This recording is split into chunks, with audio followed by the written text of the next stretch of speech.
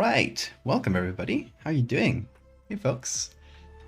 You're a bit late, but we're here, made it, so that's what's important. And Bean is here.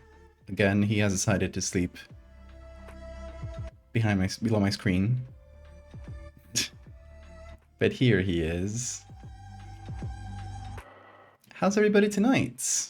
Let me put my camera on, there we go. Welcome everybody. How are you doing? Sora, Dilf, Trash, Siphon?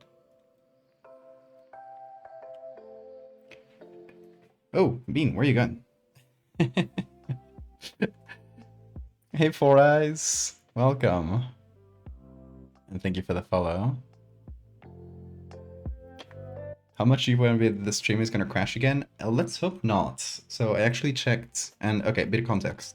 Yesterday, the stream crashed twice for a very strange reason, because it seemed like suddenly the internet went out, but my internet was fine.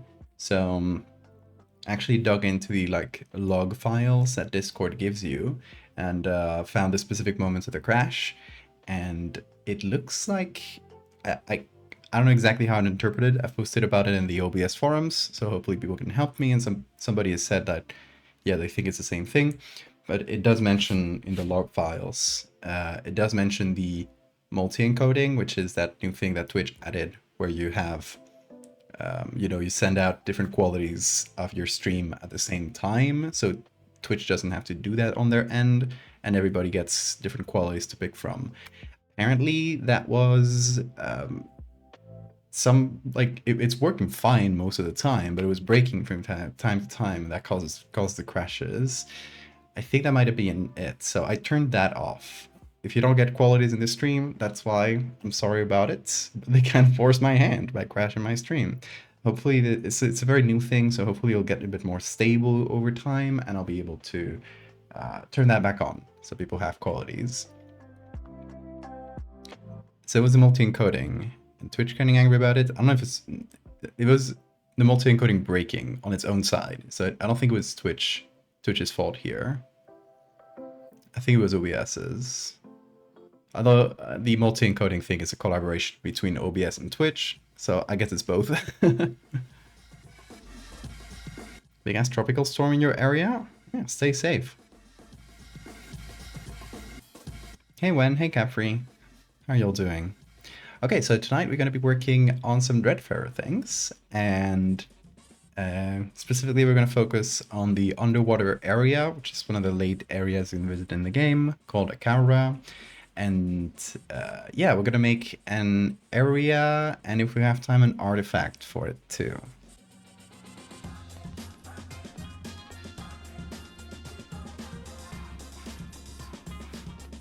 The sub. Oh, it didn't pop up, but thank you for the sub, Dilf. The notification didn't show up, but I see it in your next to your name. Deep sea horror, hell yeah.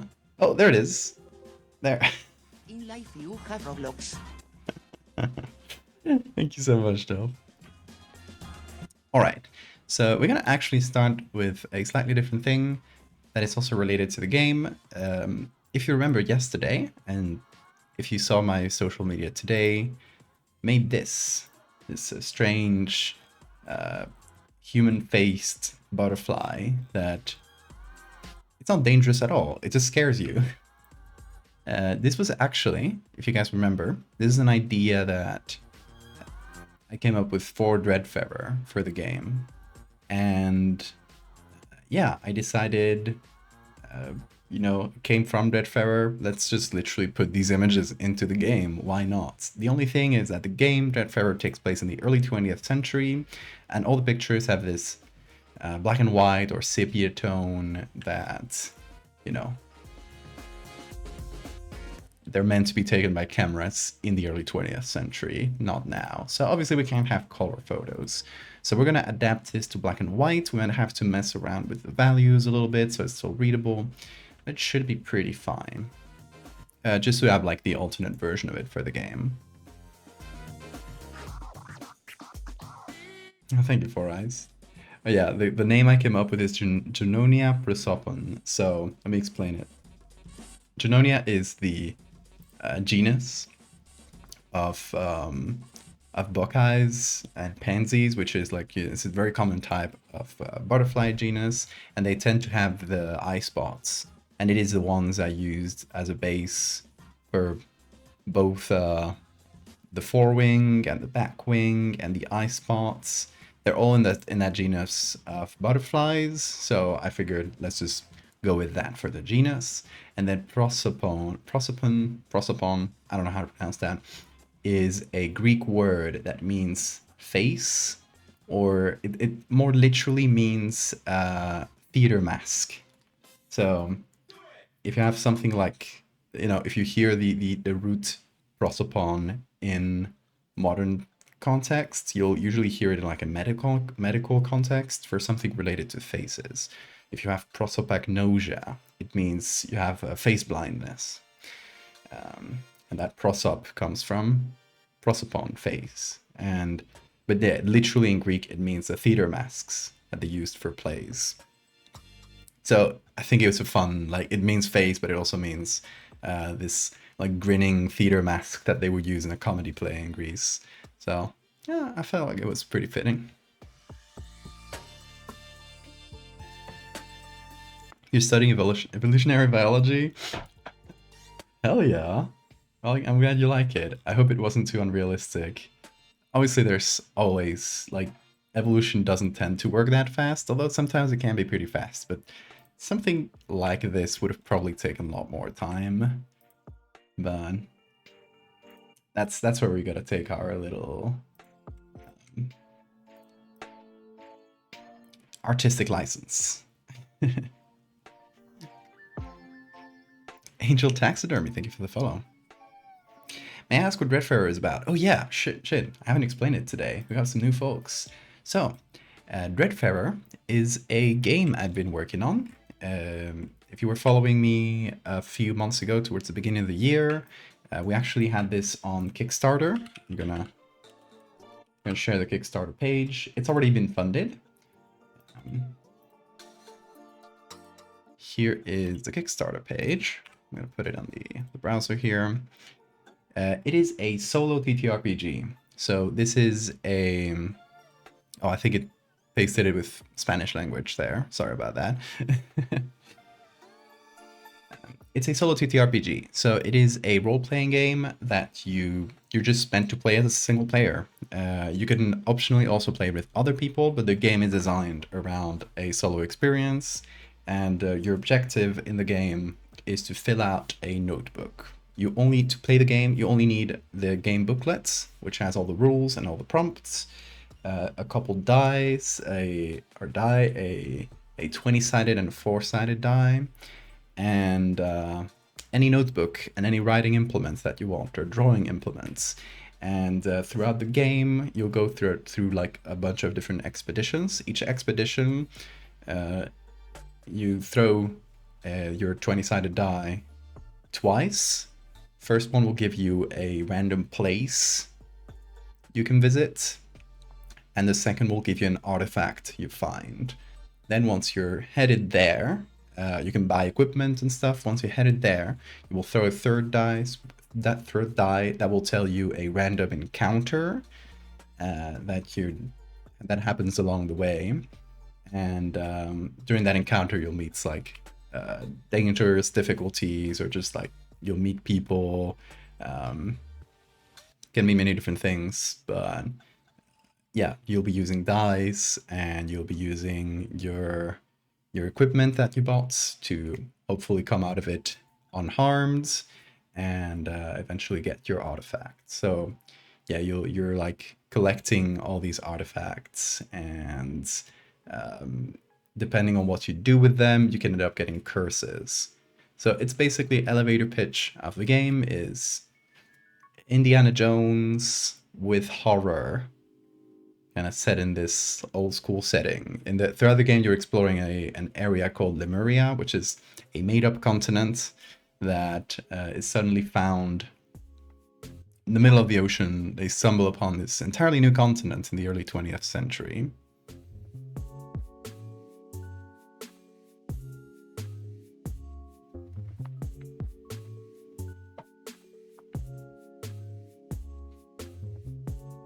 Also, hey Anna, how you doing? Valdevia art, indeed. The pattern is delightfully realistic. I'm glad to hear that. Would have still probably taken longer, yeah. Perfectly fine artistic license. Yeah, with like all the speculative evolution stuff I do, there's always some unrealistic thing, but the idea is to take that unrealistic bits and surround it with a bunch of realistic bits so that the total, the end result feels realistic. Is one species of fritillary? What does that mean? That's evolved to be more gray to evolve being harvested by humans. Interesting.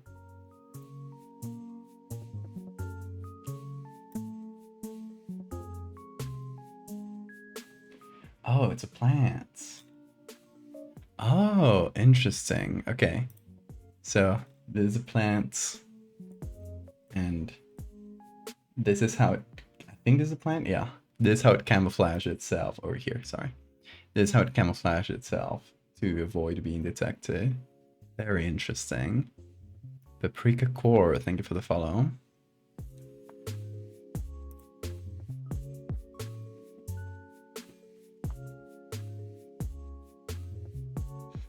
Been trying to flesh out a major religious order for your world. You mean world building? And you were thinking of basing their design on the capirote worn by the confraternities. Yes.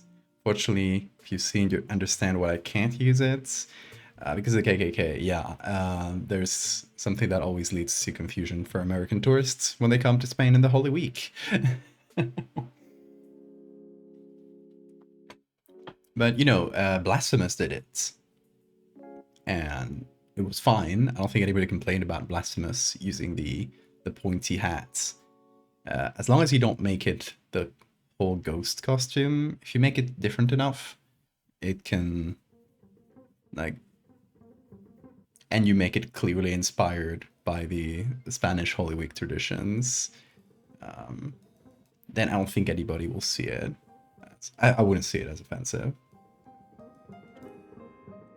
Like, it's a whole thing that the Spanish Holy Week traditions with the pointy hats are literally medieval. Like, we got dibs on that shit. Don't get the KKK taking that away.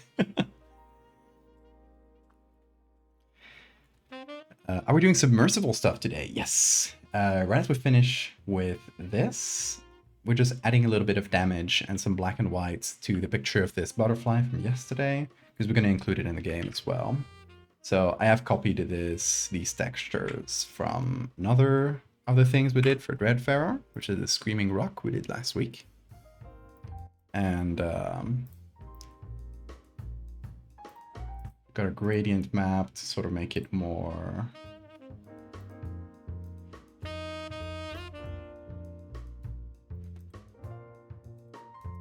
sepia. I'm gonna see the ones I have for Desangle, which is the same area, the Bloodbark tree. And we also got the Flower Parasite. So Flower Parasite is entirely black and white. This one's sepia. We can go with either. I was thinking if like the other two were like entirely black and white, I would just go with black and white.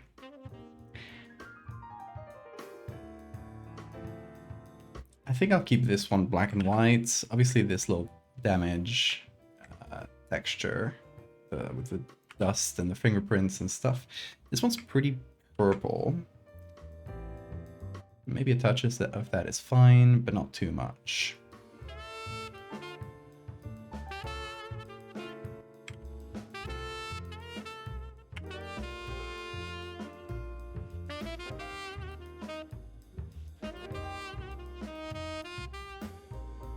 And this one I'm going to keep pretty subtle. Okay, there we go. We got a black and white version. I feel like it reads quite well anyway, so this one doesn't need a ton of editing.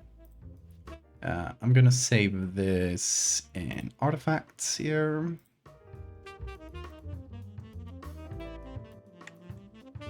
Gonna put this, call it black and white. I'm gonna save it in case we ever need to edit that. And we're gonna take that Move it over to this one as well. There we go.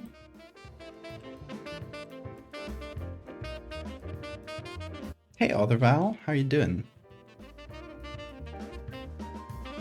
Very much underexplored fish. Oh, let me see. Four-eyed fish? Oh, that's your name! There's a four-eyed fish. Hold on. Let's check that out.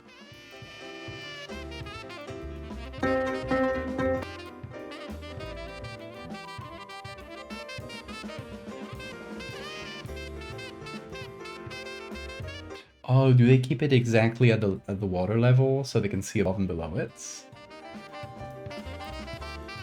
Hold on, I want to see a close-up of the eyes. Yeah. Only have two eyes, but they do double duty. Yeah, exactly.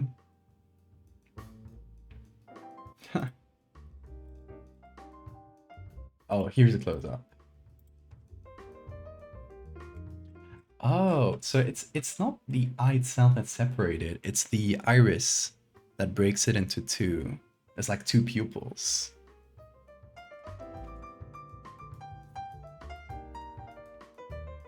Also, thank you, Capri. Glad you like the butterflies.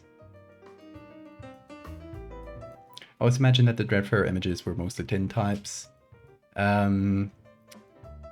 Yeah, I feel like some would be daguerreotypes. With the, it's like silver, it's like metal-like damage is pretty common to daguerreotypes. It is actually a texture from one.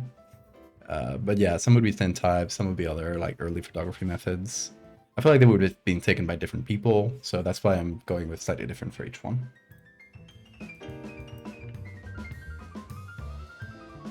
Evolution is wild. I agree.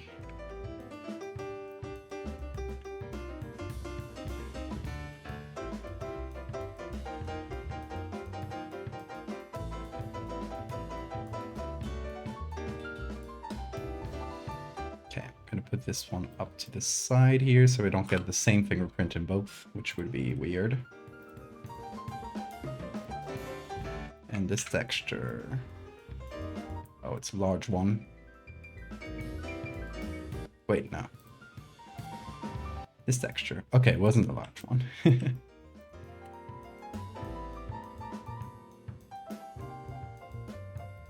Okay, I feel like it reads in black and white quite well.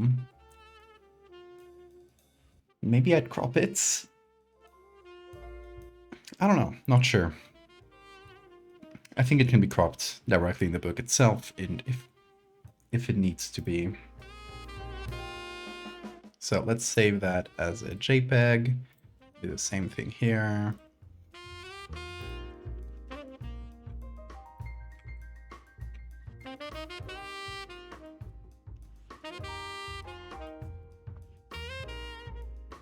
You've ever seen Sakabam Baspis? What is that?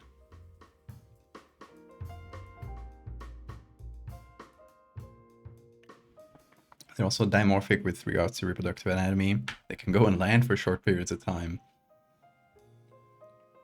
That reminds me of the... Hold on, a very specific meme.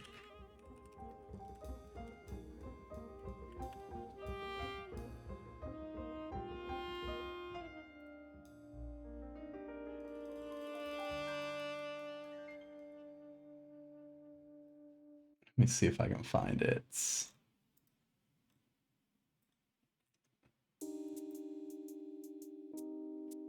There, that's the one, okay.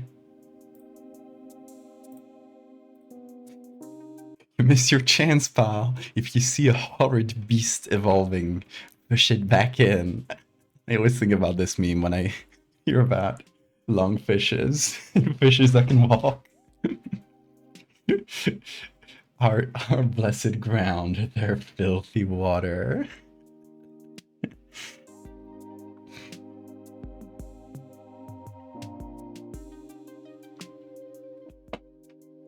I have a question about Photoshop and stuff. Tell me.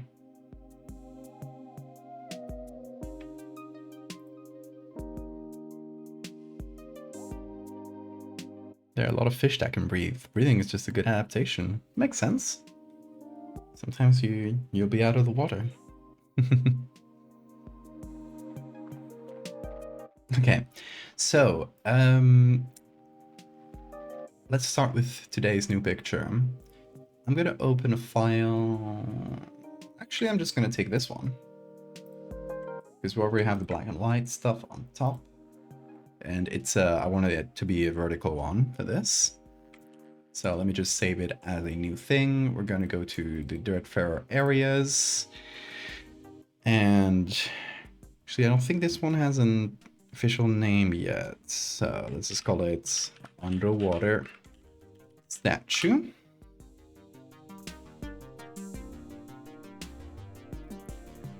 A poster from Bioshock Infinite. Use Photopea, might be a bit different. I think it's mostly based on Photoshop, so everything should more or less be in the same place, but it has less tools. How do I start with photo editing stuff? That's a really wide question. Are you trying to do something specific? I want to edit something for the Curse Files prompts.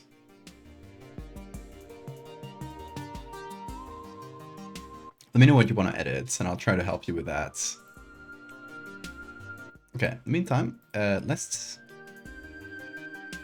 check out the prompt we're going to be doing today. Let me find it. Hold on, I'm going to mark it so I don't lose it. Here. Okay, so this is a gigantic statue emerging from the depths. This is under the water. It's in an area called Akara, which you can only visit later in the game when you unlock it, and only using a submersible, a submarine. Right, so it's harder, it's more expensive for each expedition, right? Well, in any case, this is one of the areas. It's a gigantic statue that's emerging from the depths, and it depicts a huge, many-armed being standing proudly as fish circle its broad shoulders. And strangely, its head has been disfigured, the face marred by huge handprints, like something with gigantic fingers has cleft a section of the rock out like fresh clay. So, like a huge statue of a many-armed god down in the water depths, and something else is like carved its face out. Just kind of a cool image. Carp horror, or carpe, because it's carpe diem, right? Thank you for the follow.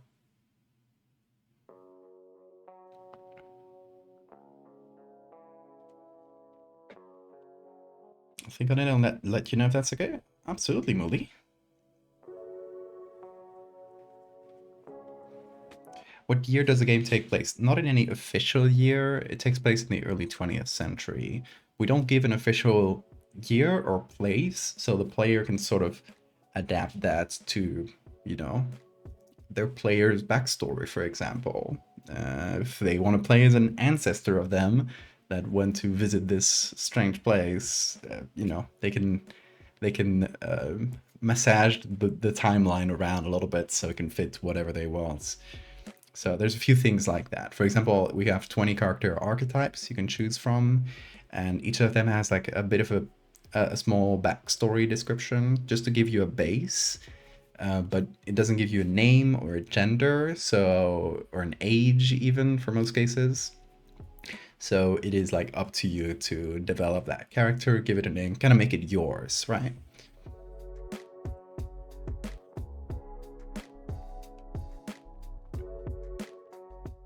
Okay, so here's what I'm gonna do, I think. We're gonna jump into the browser and push it back in. Okay, let's go to the Met. So if you don't know, the Met's, it's in the Met Museum in New York, has a huge collection of stuff, and it is all the pictures of them are in the public domain. So it's just a really good resource. And we're gonna go look for like god or goddesses. Oh, something went wrong. No. Is it that specific search? Let me search for something else. No. No, the mat. The match is broken. That's fine. That's fine. We got other places to look. This is such a disappointment. The day I need them.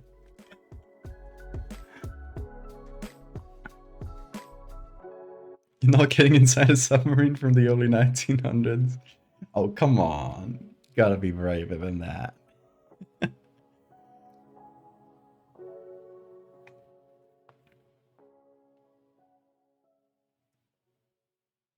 Did you damage your DVD? Oh no, Lilith. It was part of a huge set since it was the entire series. That sucks. Hope you can recover it. Dreadfarer character prompt. You're Heinrich Schliemann. I mean, you can play as a Heinrich Schliemann type, honestly. Have you heard of the Enigmorph projects? I've never heard of that. What is it?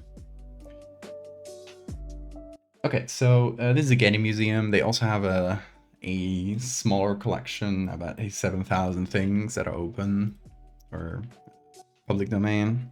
So maybe we'll find something here. I'm gonna look for statues of gods, essentially. And I'm looking actually for something kind of like this. Just like a many-armed god.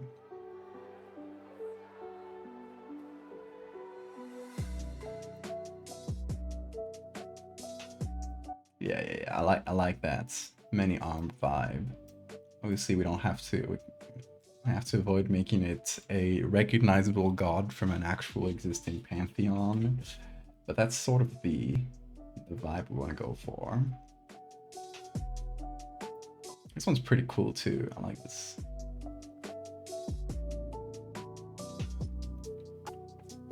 Can I give a suggestion? Just kind of throw out there. Of course, Molly.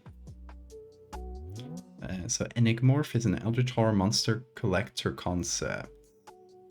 Conceived by the crew over as subjectively. What is subjectively? Anyway, that sounds fun.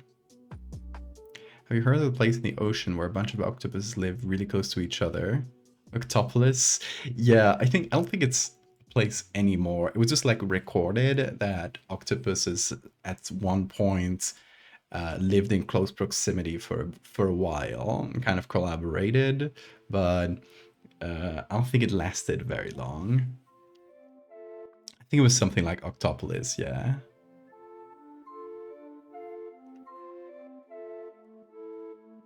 The Smithsonian, that's the next place we're gonna look at, yeah.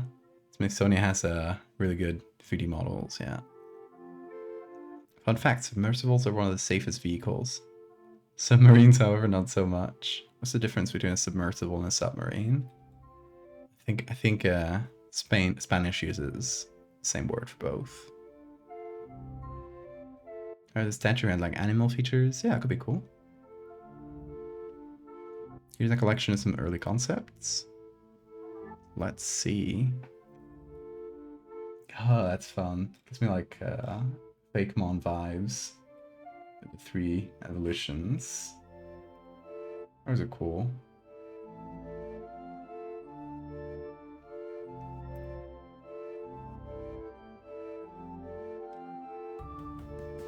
Oh god, that's our station, you're so slow. Oh, that's cool artist. I'll check out more stuff by then.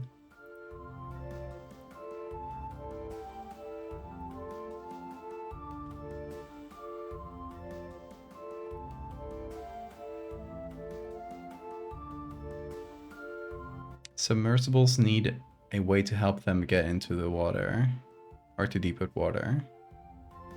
Submarines are independent. Oh, makes sense. Submarines are typically way bigger. I feel like in the early 20th century, we'd have more submersibles than submarines, right?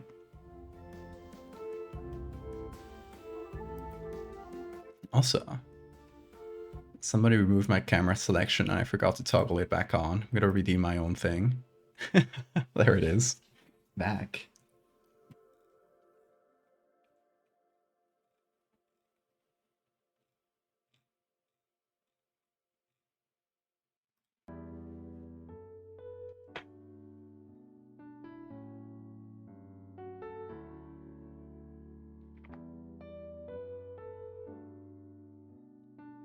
Oh yeah, there's definitely the bulky diving suits.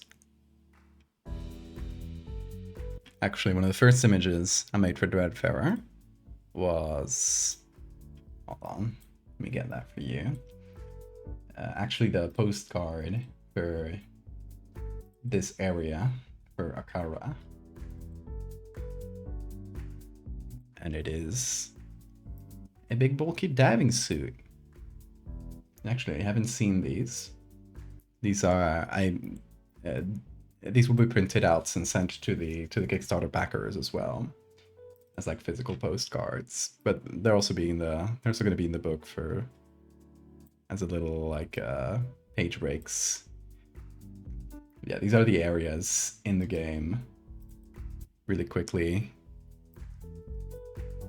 So the 4 main areas you'll visit, each of the 4 land masses in Lemuria. And Lemuria is the continent you're exploring, or well, this archipelago, I guess. Sarah is a desert-themed island. Motag is this more mountain-themed place. Desangle is kind of forest or jungle-themed. And Lazarek is some sort of volcanic hellscape. Then there's Akara, which is the sea in the middle, which is this area we're gonna do for today. And then there's this a 6th secret area.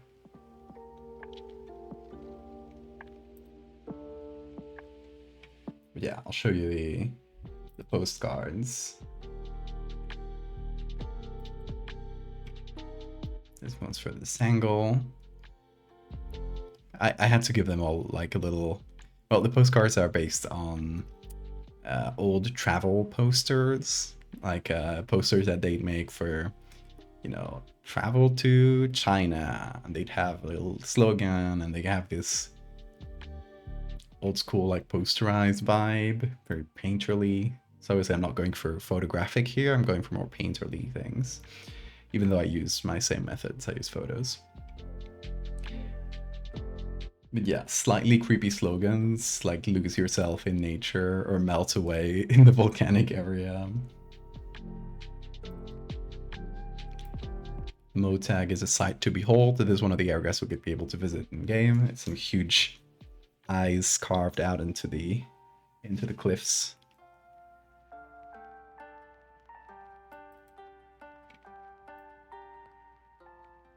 And Sarah. Anyway, those are the postcards.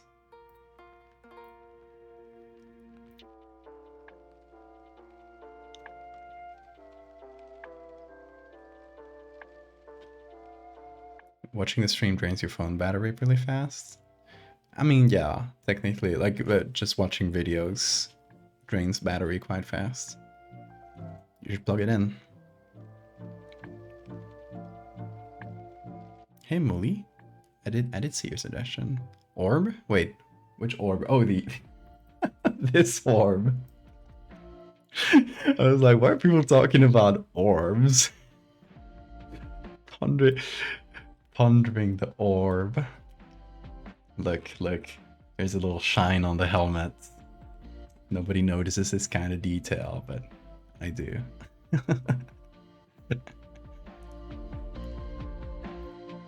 It's secret because it's hidden under a sign that says Lemuria. Exactly, let's go with that. How do you come up with designs for monsters/creatures? Hard to give you like a general way I come up with them. I'm usually just inspired by actual things from nature, and I use that as a base. And then, oh no, that's Bean Cam. Bean is actually right here. Actually, hold on. Whoa, let me not break things. Let me show you the Bean. He's kind of half under the screen, but there he is. Just being a sleepy boy. We'll see if he does mayhem in a bit. But I was actually gonna click on this. It's turn on Bean Cam anyway. There we go. There he is. Toothbrush Cam. Yeah, Bean has a toy toothbrush. It's his favorite thing in the world. It's not a toy toothbrush. It is an actual literal toothbrush, but it is his toy.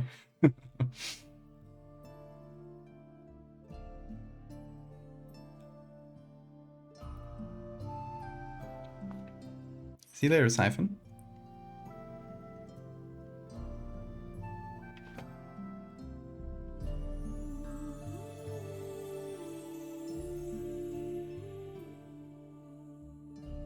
Oh, look at his face. That's creepy.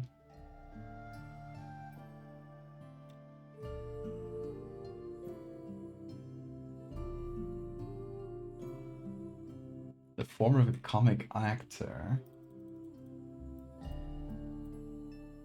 Wow, that makes me laugh so much. That's so funny. That's not creepy at all.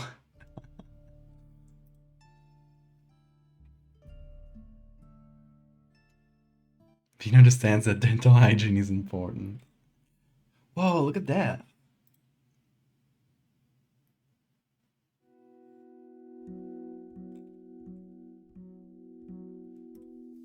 That's so cool. Oh wait, we can just zoom in. There we go. Oh, it's full of maggots. Cool details you notice when zooming in. Don't know what this is. Maybe a leech or something? Maybe just rotten flesh. Oh, he's walking on that guy. Rude. But he needs so many scythes anyway. And a big old arrow. What a weirdo.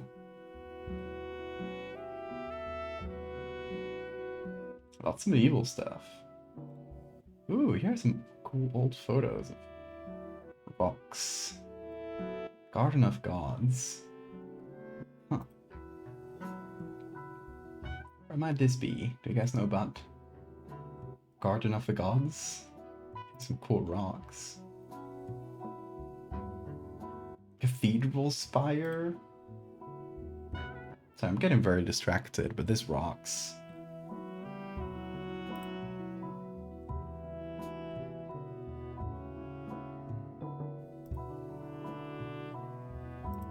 I kind of want to use it for something, but I don't know what yet. Here's Cathedral Spire again. Slightly different angle. That is Greenpath you hear. He's hoarding the scythes, yeah. Leave some scythes for the rest of us, dude.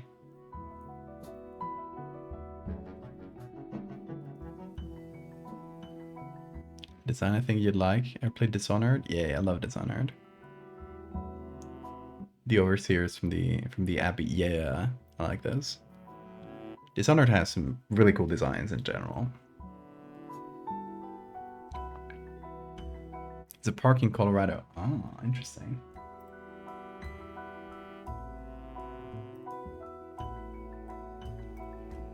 I like that cathedral spire. It's cool.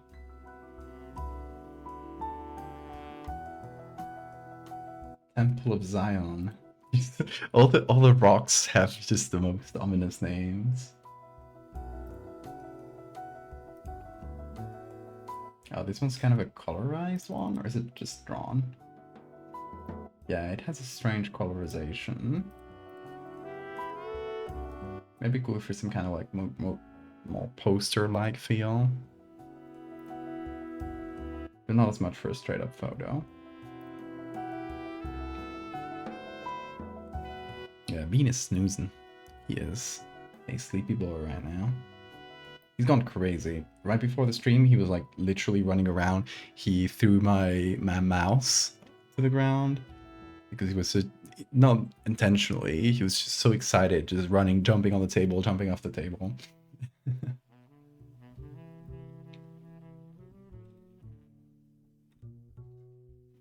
So many cathedral rocks. This actually, it reminds me of a place I was in the other day. There's a really beautiful sort of like standing rock like these right in the dead center of the island I live in Gran Canaria, and it's called Roca Nublo. Hold on.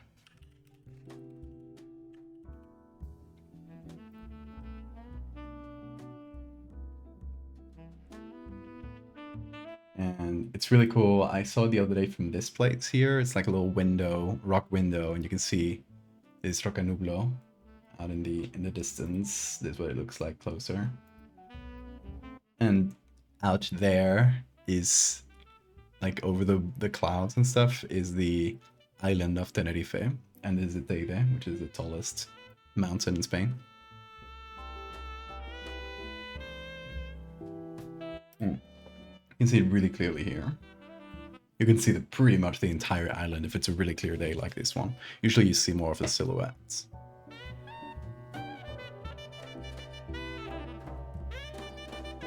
There's also a mosquito that's doing the rounds. If you see me do a sudden movement, it's to catch it. Hey, Cryptid.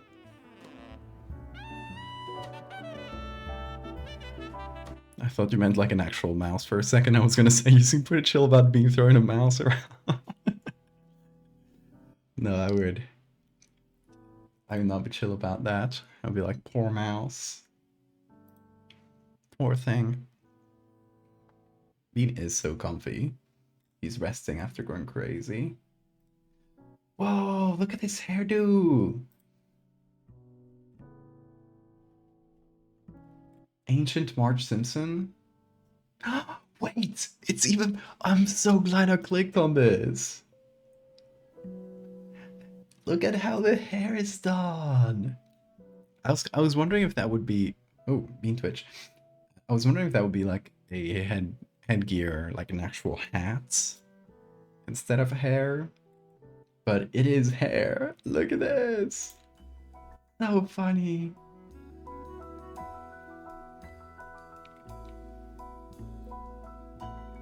She's styling, honestly.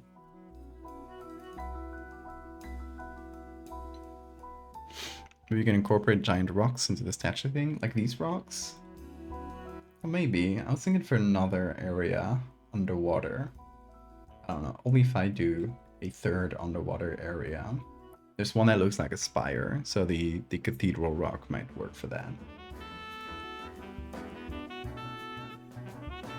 But I've been doing 2 illustrations for each of the tables being the like 20 locations within each area, or the 20 artifacts within each area.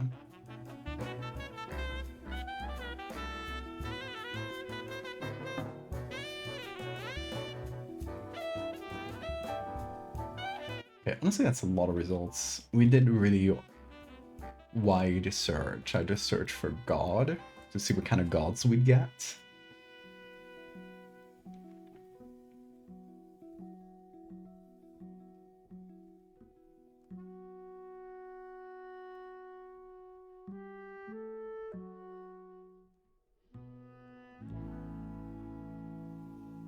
Hi Red, how you doing?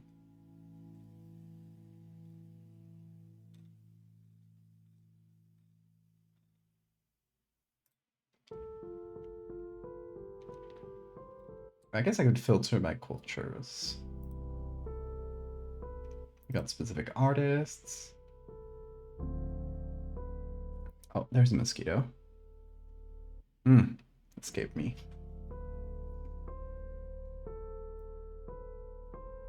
Okay, that's a lot of stuff, but at least using that we can filter out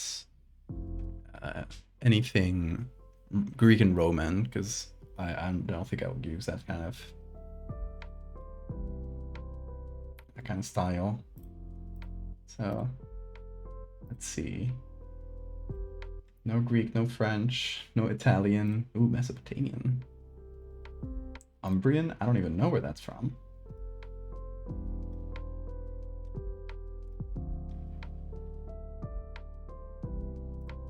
Ottonian? Sure. Umbracibellan? I've never heard about these cultures, but why not? Why not?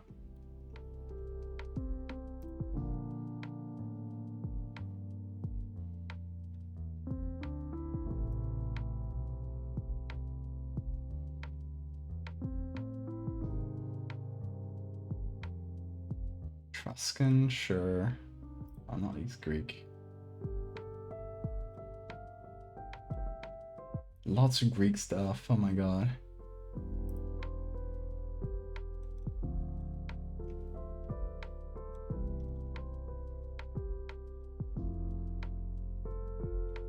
Okay, nice. That actually narrows it down and removes all the medieval parchments too. We only got 2 pages of those though. Ever done a piece capturing or encompassing an emotion? Recently they did one on the feeling of betrayal. Nice. Emotion? Maybe my older surreal stuff? Not off the top of my head. I guess, yeah, I did do this one for that. Okay, so a few months ago in February, with this challenge on stream where you guys were able to ban a bunch of concepts from my arts, like stuff I do frequently, and I would have to do a piece of art that didn't include any of them. So it couldn't be anything horror related or anything. So it kind of did this like weird melancholic thing. And that's what I come up with. And I would say that's kind of weird melancholy or something. I feel that's the closest to what you're asking. Is it thalassophobia today? Yes, underwater stuff. Hey, Kempt. More Art Deco statues. I don't think I would fit underwater. It has to look ancient.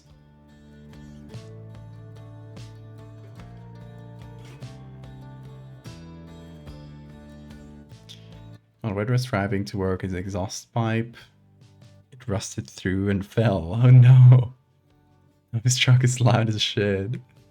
Oh no. Oh, look at this bean. Check out this bean right now.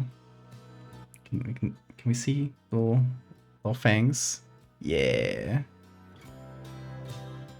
I love when you can see little fangs. Hold on, I think it's hard to see from the camera. Because his lip is kind of hiding it. From my angle, I can see his little fang poking out.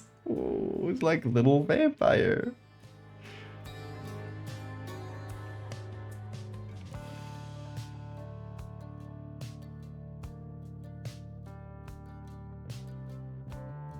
Yeah, scuba photos? Oh, if you have any good scuba photos, Camp, I'd love to see those. If only just to check them out. I love scuba diving, but I am... Oh, you can see his little fang. Look at it. Look at it. Oh. The vampire.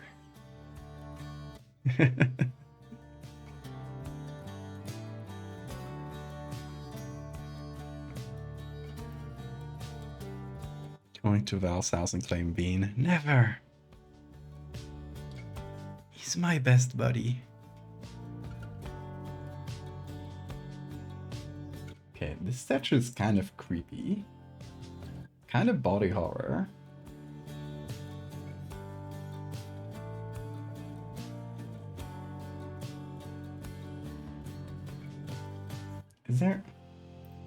Is that meant to be the organs? Or is there a little guy in there? Because I kind of see a little guy in there.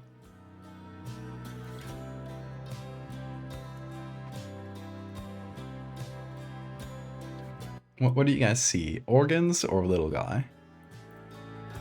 So here it says a male torso with an incision from the breastbone to the abdomen that exposes the internal organs. The dedicator perhaps suffered from stomach or intestinal problems.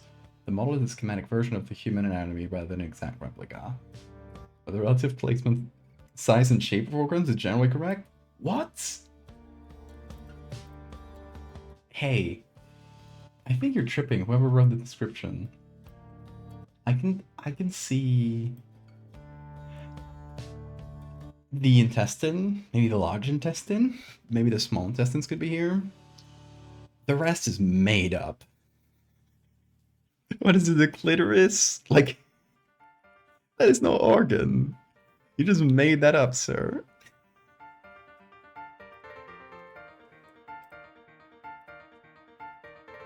Virginia.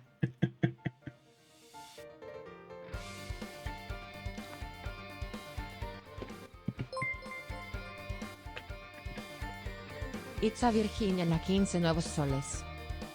And what did it say? 15 nuevos soles? Huh? Why did text-to speech say that? Hey, can someone try cheering and just saying 10-15 again? I want to hear that. I want to hear that again. I gotta turn on the music. I don't know what it said. Let's see. 15 nuevos soles. What? Why did it say 15 nuevos soles? That means 15 new suns. That's so creepy.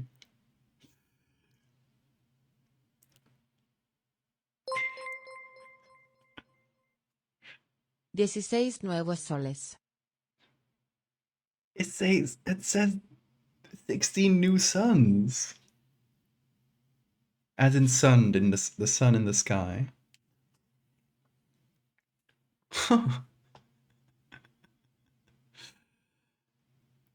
That's so strange.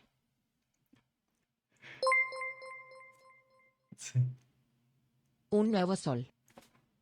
Un nuevo sol. It's grammatically correct. It said the singular version of it.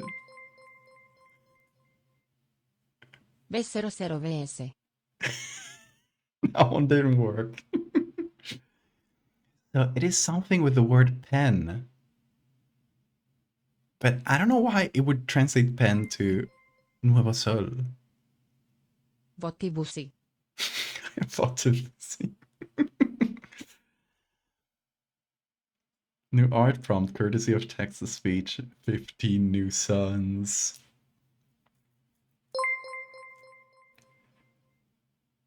Pen. What? So pen on its own is just pen. But pen plus a number turns it into number of new suns. Huh. 100 nuevos soles. Yeah. Oh, Sparky's is trying backwards. 15 pen. So it's only if you do pen and then a number. You know why? Sora, please enlighten us.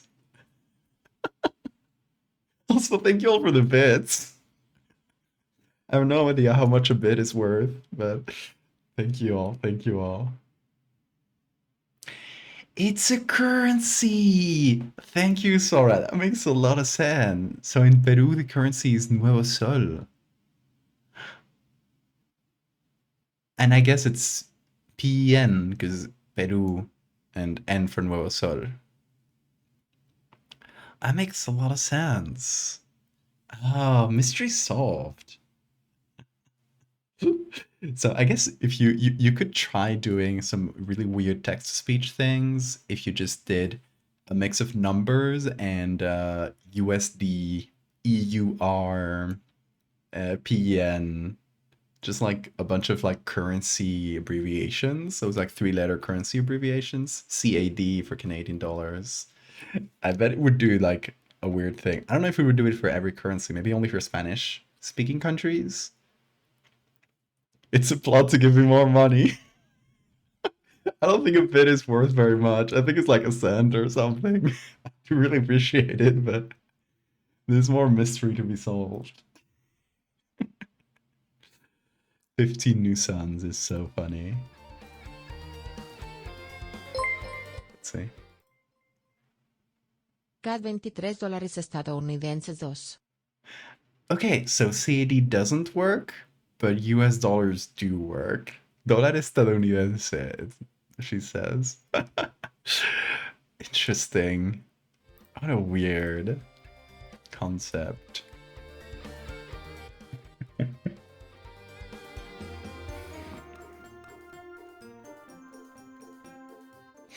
We love the 15 new suns. Anyway, we got really distracted. We're looking for stuff. Oh, also, massive share. Hold on. Ooh, we got photos by Kempt. Although I have to check these out in the other screen because I don't want to accidentally dox anybody. Underwater photos. Nice. Whoa! A skeleton?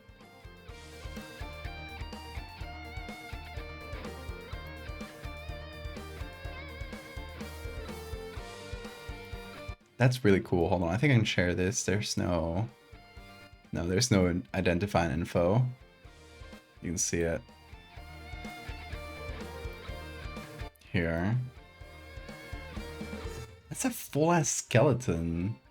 It still has a hoof. Interesting. Anyway. Thank you for these photos.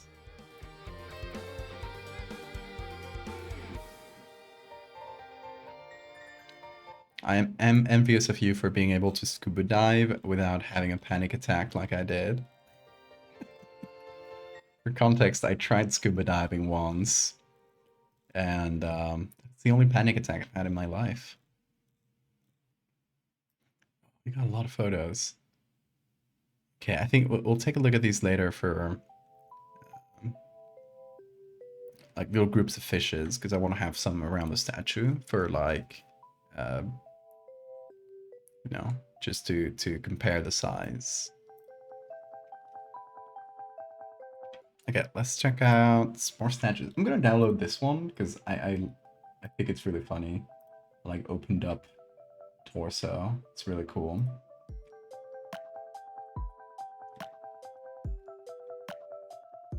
Okay, we're also gonna go to the Smithsonian.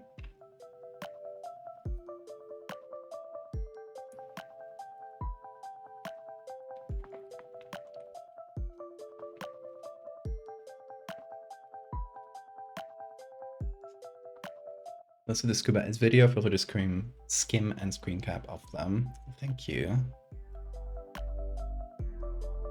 If it's a face of a dude with long hair, that's you. Your face can be shown, no problem. Okay. Good to know.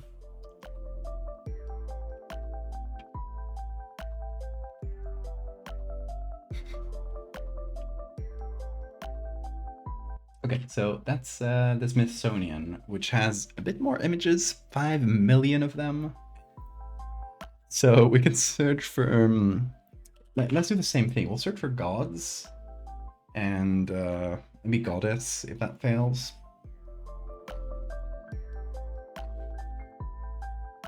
And let's see, dates. Okay, we can filter that by many dates. Although I'd like something where we can pick a range of dates, that would be better. And places. Okay, interesting. On resource type, nice. Can get a birth register. Incredible. Figures. Folk arts, sure. Some of these categories are strange. Employee gear?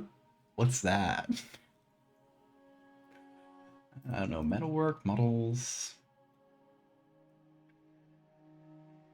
Sculpture. Okay, I think that narrows it down quite a bit.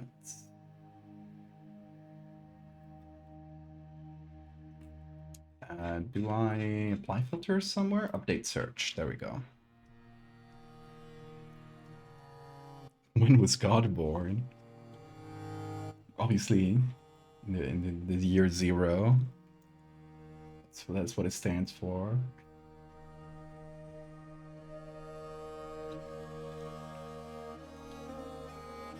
That is not giving me... Oh, maybe figures representations is a more general term. Yeah, 2 sketches of river gods. Yeah. Well, at least we got some that we like.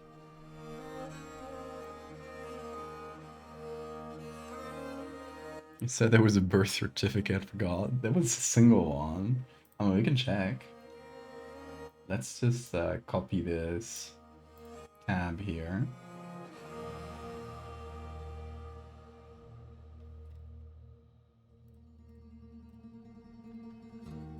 And then we... What? Okay, now there's less things. I guess maybe if we undo the filters.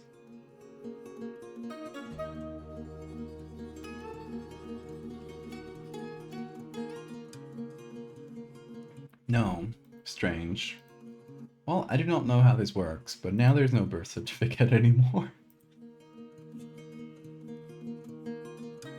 Okay, picture. Where's the picture? Come on. Hey, Smithsonian. Are you okay? Are you also broken like the bats?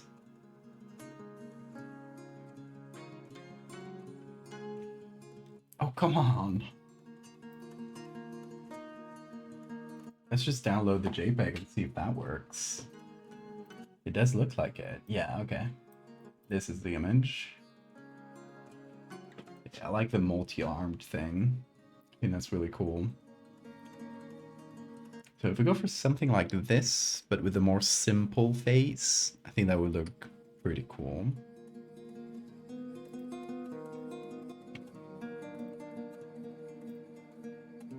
Okay, let me close that. See if I find anything else that's cool. I think being made of stone might be better, but I'm not opposed to making the statue out of metal. If we just find a better base picture. Slayer of the Buffalo Demon. Pictures are just not loading today, are they? Bad day for museum website.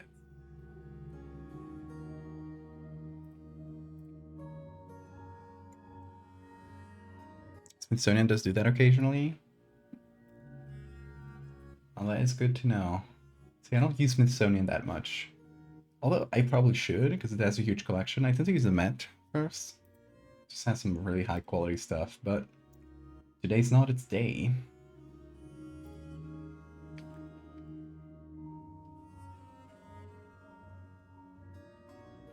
Okay. Let's try Goddess.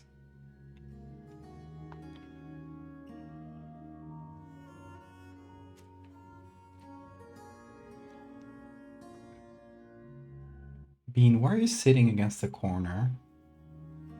You pick the strangest position sometimes. Ooh, big yawn. Anyway, yeah, this failed again. But we can do the same thing as before. We download it. And then we check it out up close. I think this front's pretty cool. It does have the background here, which I don't like as much, because I want to have a strong silhouette. But I'll download it anyway.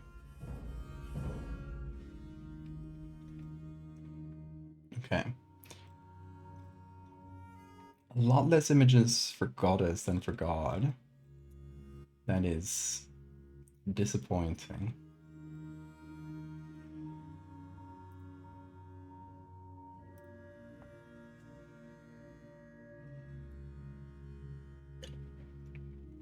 I think Bean would like basil. It's in the spice or the herb. I know it's probably your cat's, but Bean is really chill around other cats. He was raised by other cats in the street, so he's not chill around other people. He's really scared of people he doesn't know, but he's really chill around other animals. Or a basset hound, okay. Yeah, he's chill around dogs too, which was surprising.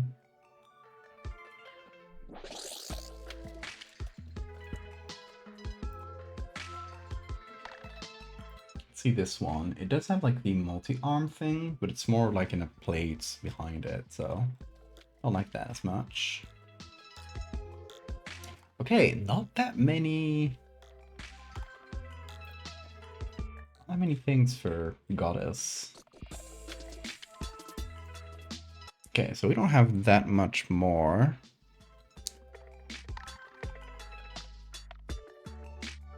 Not a lot of statues in your photos, and you're a super odd fella I love. Whoa! That's a fun statue. Where's that? Is it? Wait.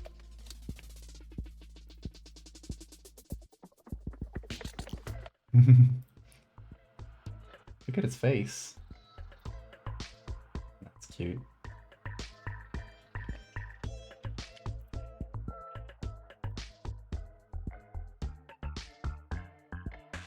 Different search engine. We could look on Picroll, which is kind of... It'll have a bunch of results from the mats, but from other places too. Okay. Let's see. God statue.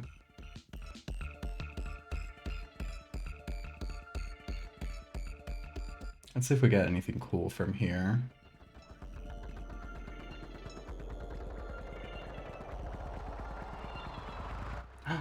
Ooh, look at this multi-armed blonde.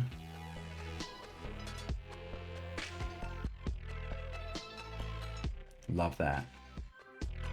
Doesn't say which deity it is. It is from Bixabay.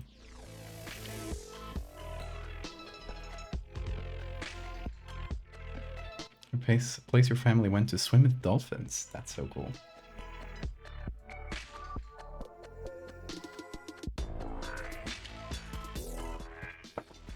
Whoa. I had my teacup and it fell on my lap, but it just fell upright, so I managed to pick it up. It's like nearly empty anyway. It would have just been a small drop that fell.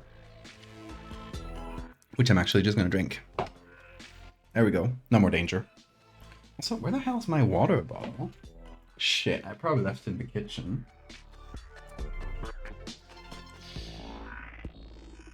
Silly me, didn't check my water bottle before starting the stream.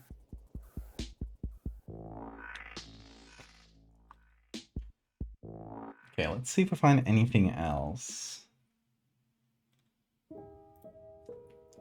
There's 300 pages for this search. I assume a lot of them won't be relevant, starting at some point, but...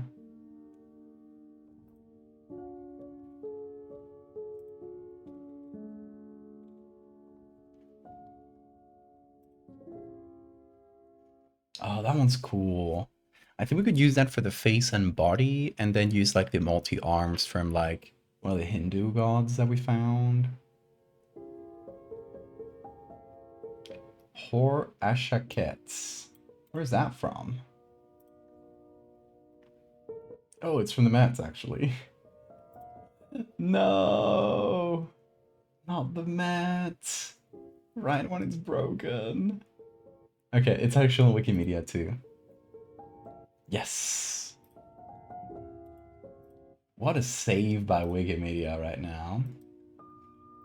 Okay, but who the hell is Hor Ashakets? Please tell me. Okay, it's not used in any English page.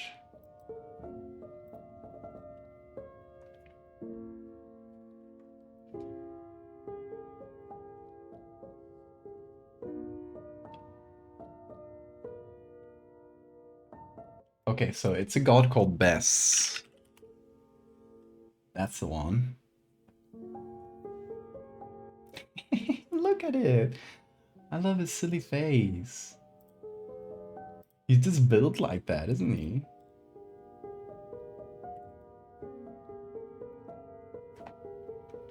Bess and Bessette. In the masculine and feminine versions. Get you a guy that's built like this. Send a handful of your photograph to the operating room. Ooh, what you got? Oh, those are cool. You should share them on the Sacrificial altar channel though, if you want like any artist to use them.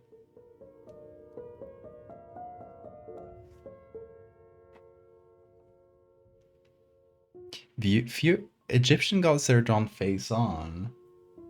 It's so interesting. That's true. They're never drawn face on. Protector of households, mother's children in childbirth. Oh, he's also like a woman respecter. I fucking love this guy. I love Beths. I start worshiping this guy. Look at him. Absolute party guy.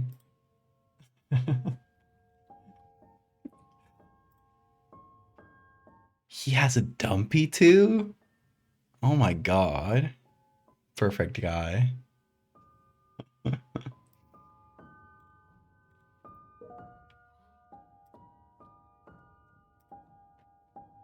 Okay, so I think we can use Bess.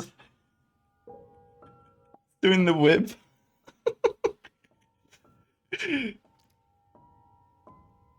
Incredible. Huge fan.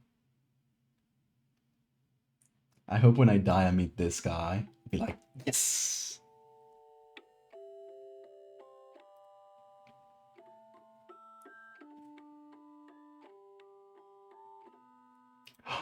I also love this one! Chinese god of longevity. I don't want to be mean, but he's kind of built like a dildo, and that's really funny for a god.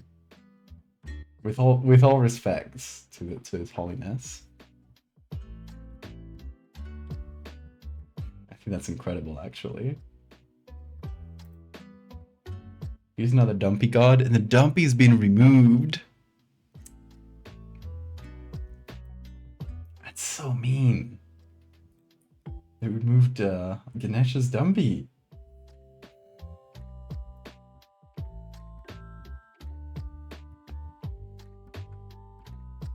The bedsheet ghost. Yeah, it wasn't even that of the bedsheet ghost god.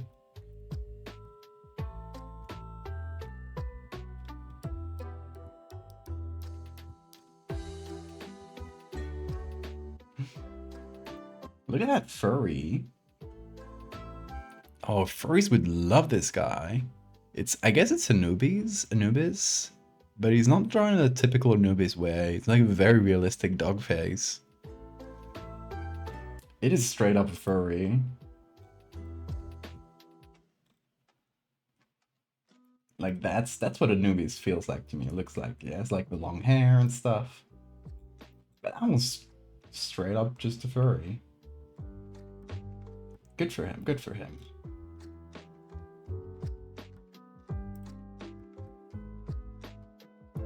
Well, I like those extra arms too. Okay, let's hope it's not from the map. Or if it is, let's hope it's... Oh, it's from Wikimedia. Yes. Thank you, Vishnu.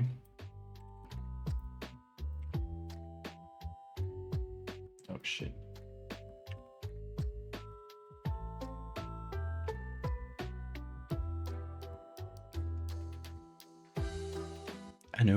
Did I say Anubis? I don't know. I always have trouble distinguishing between the short and long I in English, rather than short and long E sound.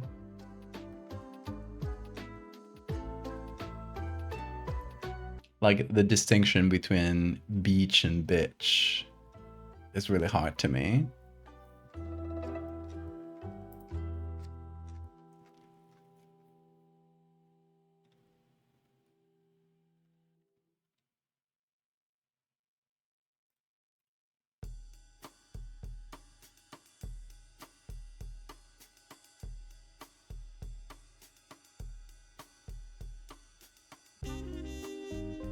Oh, I love the lion faces on the sides.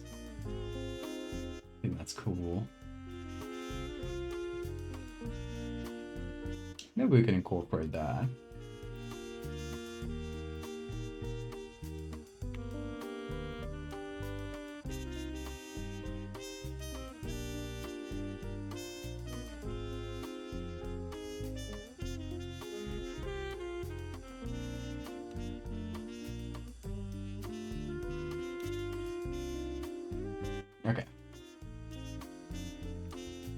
Let's check what we got.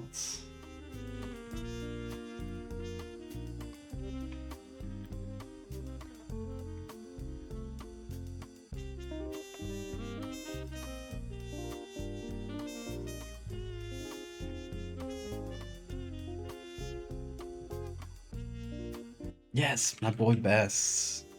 I think that's gonna be the base. Like, we can start from here, and it's just gonna be the torso and above, I think. The rest is just gonna be buried under the sediments.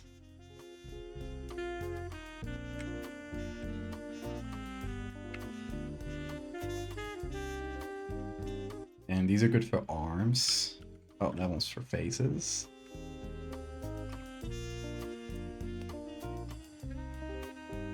You really caught the mosquito biting me. How bold of them.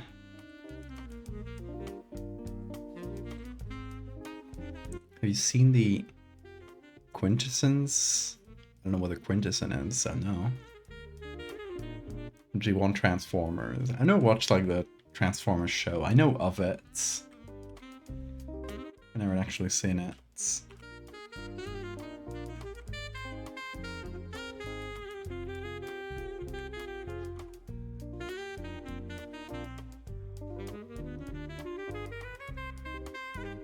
It's one of those weird English things where the T in bitch is essentially silent, but without it people might think it's pronounced dick. That's true. That's true. But no, it's not about the T in bitch. It's about the I sound. Spanish speakers, we just have the sound E. So we don't have the sound I, like bitch. Right? So we pronounce it all the same, and it's harder for us to distinguish from like between beach and bitch. I have to try like consciously to do it, otherwise I just say the same. So it's probably Anubis, but I probably said Anubis. Because it's just closer to what it sounds like in Spanish. Anubis.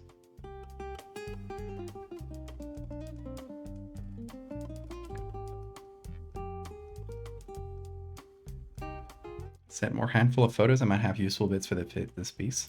Thank you so much, Camps. You are a real goat.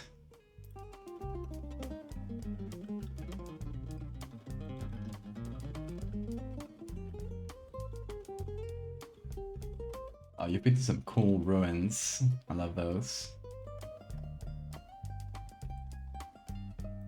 You should just send me every picture you have, and I will I will put them all into my folders for you later use.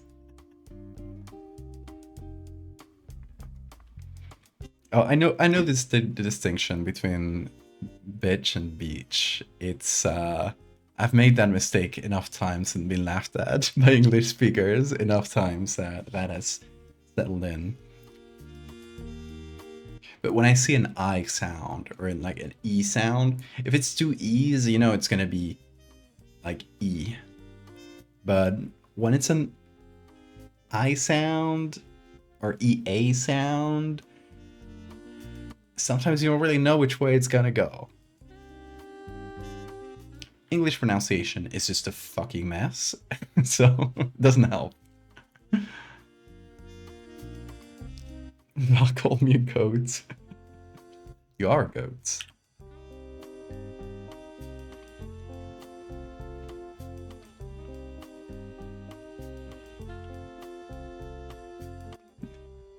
Beach is a tree. I was thinking more like EA, beach.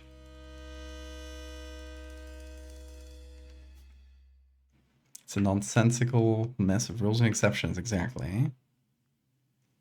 We're going to the beach!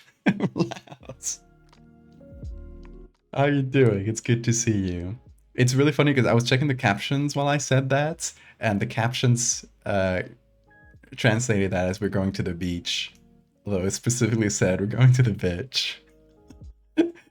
I've said the word so many times that they're still making sense to me. My camera selection, no. You have to sort through 40,000 same photos. Oh my god. That's wild, count.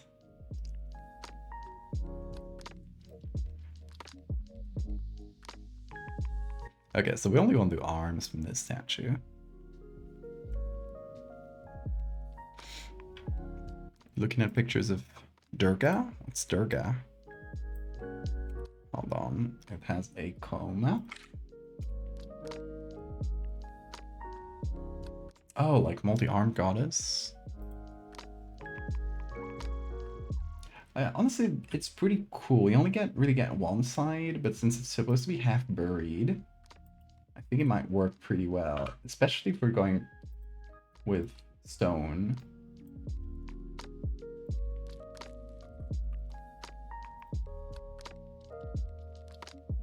Welcome back, Siphon. Yo, you missed so many funny things. Can't even begin to tell you. Val is pulling a British museum and is still only part of a statue. Oh my god. I'm gonna refer to that as a British museum from now on.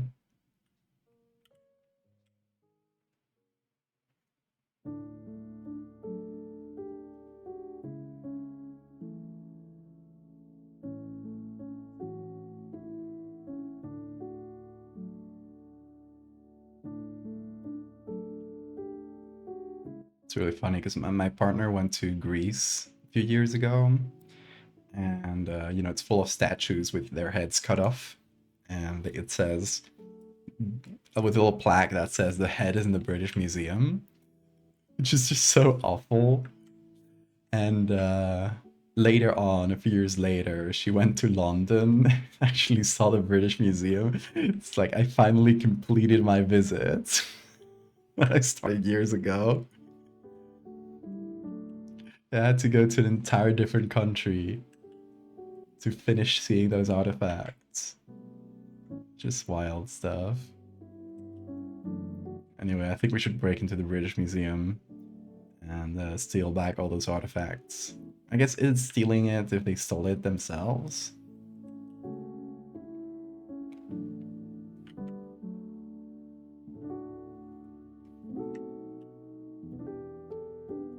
Okay, so we got a pretty good set of arms here.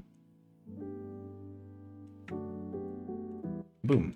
Nice. Nice chime. Let's see, so alright, give me one sec.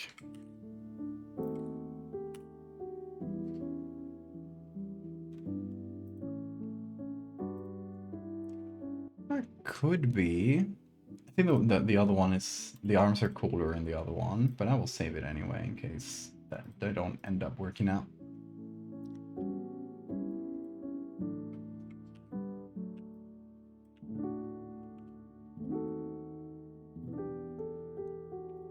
I played Deltarune? Not yet, actually. Kind of put it off and then never did it. But I've played Undertale a few times. Digging over here, you feel like a digital archaeologist.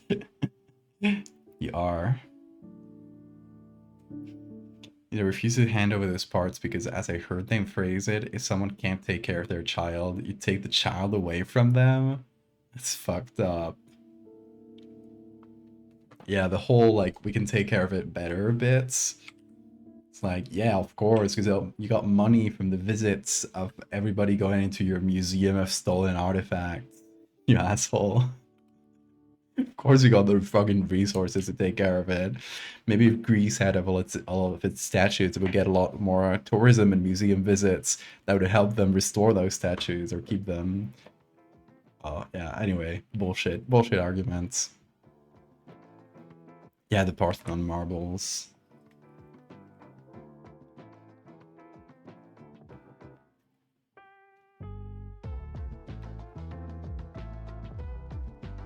Yeah, should needs to be an international law allowing the countries to get their artifacts back. Like, honestly, they should. It's wild how that's still going on. But a literal artifact from colonialism that is still very much present nowadays. So I am gonna do a really quick pause because I need to go get my water. I got nothing to drink. My throat is so dry. I got my fan on, so you know that raised my throat a bit. And I somehow forgot to pick up my water when I started the stream. So I will just go get it. I think it's probably in the kitchen, so it'll be a minute. Be right back. Watch my chair. Please don't let it go anywhere. And watch the bean.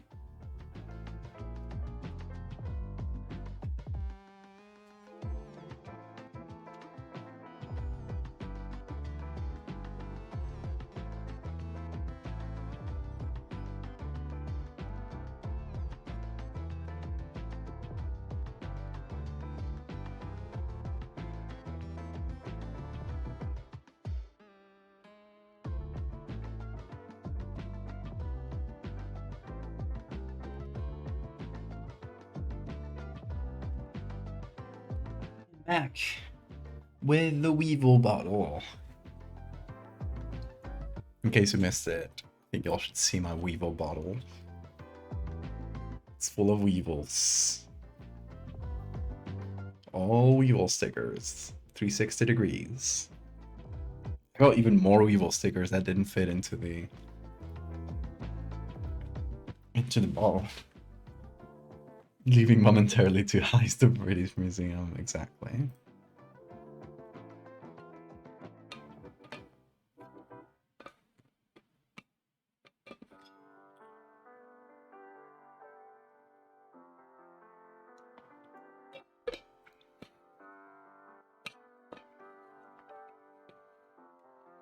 You got a British Museum hit? No! My only weakness.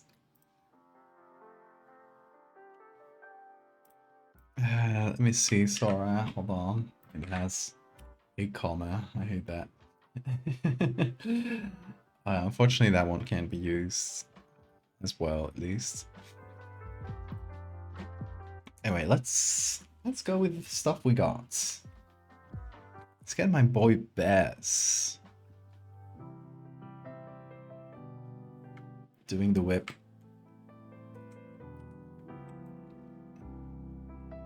Unfortunately, we're gonna have to claw off its face. It is how it is. You obviously can't take proper care of the Weevil bottle. No, it's my boy.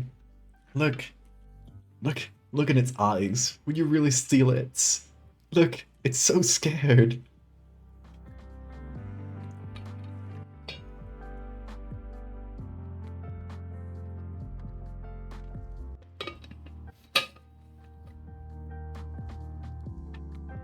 Hi, Bean.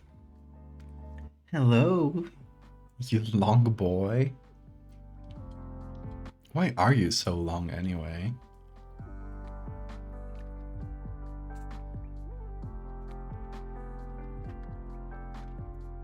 It's been a while since Bean has decided to do art. Careful with your whiskers, dude. Googly eyes.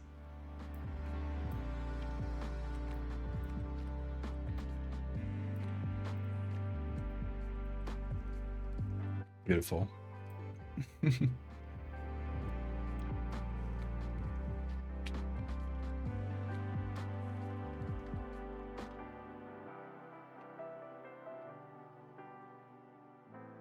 Okay. Let's start with this. Actually, what is this statue made out of? It's metal. Don't know which one. So maybe it's gonna work better with these metal arms.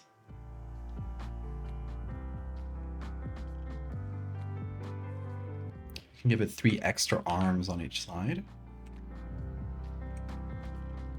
The color is a bit different, but obviously, who cares about that? It's gonna be black and white anyway.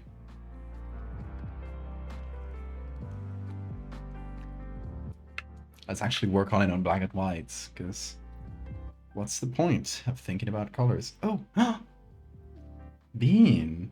I think he wants to do arts. He's just grabbed my pen. Okay. Bean, give me a second.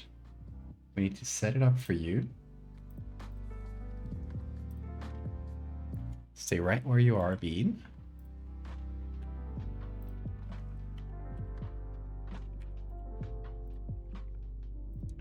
Let's see. You're feeling creative today, Bean? Okay. Here. Oh, wait. I have to be in the canvas.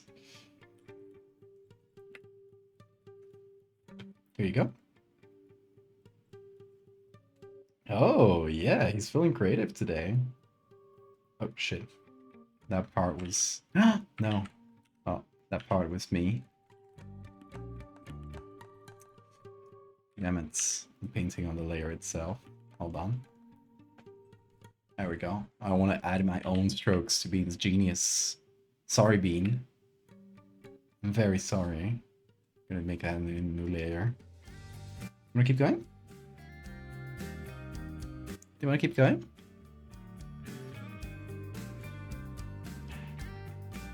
Come on. Are you not feeling inspired, perhaps? Hold on. I'm gonna place it. There we go. Okay. No movement yet. He's thinking about it. He's really thinking about his next stroke.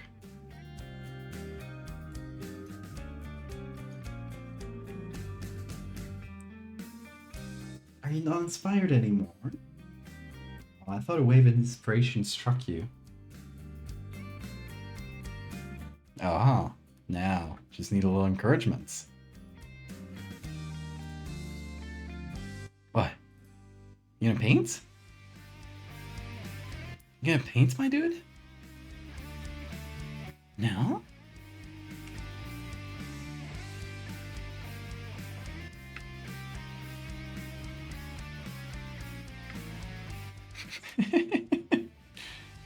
He's looking at his strokes and oh.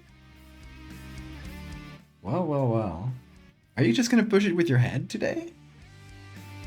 That's smart. Creative. Oh, there it goes. Okay, that's full stroke. You got anything else for us today? He just wants to headbutt. It's like inspiration struck him, and on the first stroke it stopped. Honestly, that's kind of relatable. Isn't it, Bean? Bean, I think you just got blank canvas syndrome. I think you're just gonna just need to paint something, and then you'll really feel it. He's looking at me like he's listening, thinking about it. Boop, boop, boop. Oh, that really inspired the boy. Oh, he's going.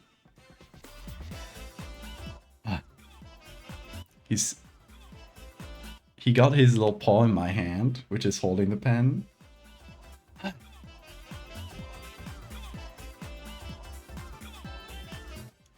You gonna move my hand anywhere? You just gotta leave it there. Like, sure, you can do whatever. He's waiting for the inspiration, of course. Just make Bean Heart into prints. And all profits would go to Bean Treats, of course. Yeah, let's give Bean a treat. Sugar Kitty! Exactly. Oh, he heard the treat bag open.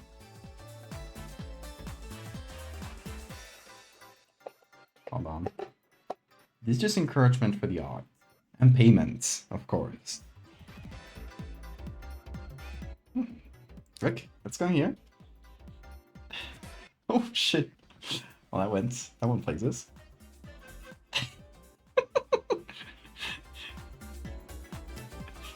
It's your reward for painting, dude. Okay, you can get it. You can get it. Oh shit, that was me. Look.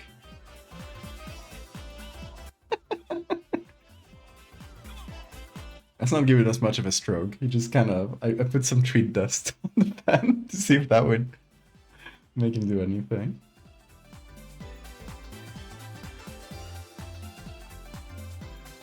All the Bean's body language and vibes that he loves me very much. We love each other very much, don't we, Bean? And you love treats even more. Yes, you do. Yes, you do. Okay.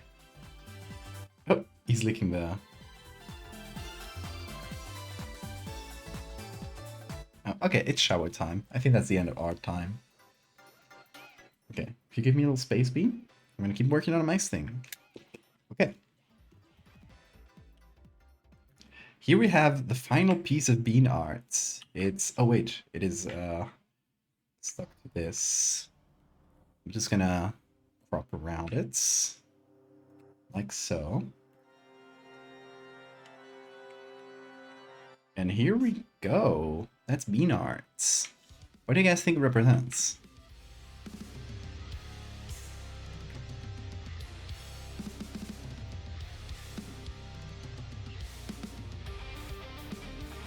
He's unfortunately going into the museum. No! Don't British Museum bean. Drew the monkey wrench. Was he about to tighten a bolt? And the letter L. I like that. See, a little dude jumping up a diving board. Oh, I can see that. Actually, here's what I can see here. It's obviously this is just one interpretation. We cannot know what being meant by this, so we can only speculate. I like the idea of the diving board. Oh, bye, Bean. It's like my work here is done. But what I think happened here is a stickman broke in twain while jumping off a diving board. So these are like little chunks of the body, and these are the legs. And this is, I don't know, maybe a little chunk of the arm that fell off. Jumped off the diving board and just got destroyed instantly. Yeah, death of the author, obviously. We can only offer but our measly interpretations. I think it's symbolic of a juggler. I like that, I like that.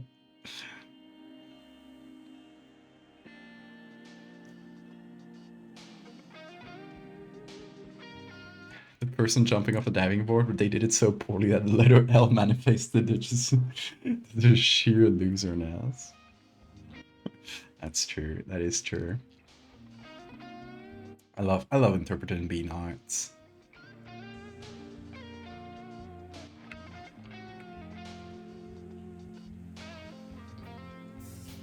Nope.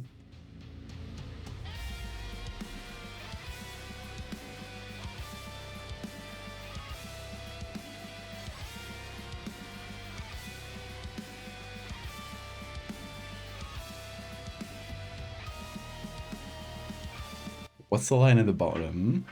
This one? It's a projectile shooting as it jumps up the board? Maybe. Bean, don't touch that. Come over here. Hold on. He has awoken and he now wants to play, so I'm gonna offer him a toy.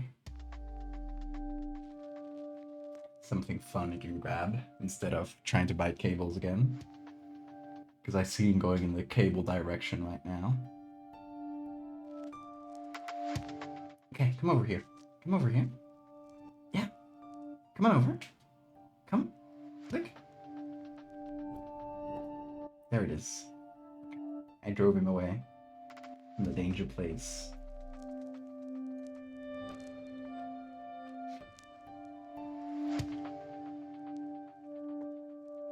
Okay, let me just select this layer and remove all traces of legs. I don't know how deep we're gonna see into the water here. Obviously, this is an underwater picture, so it has to be pretty dark.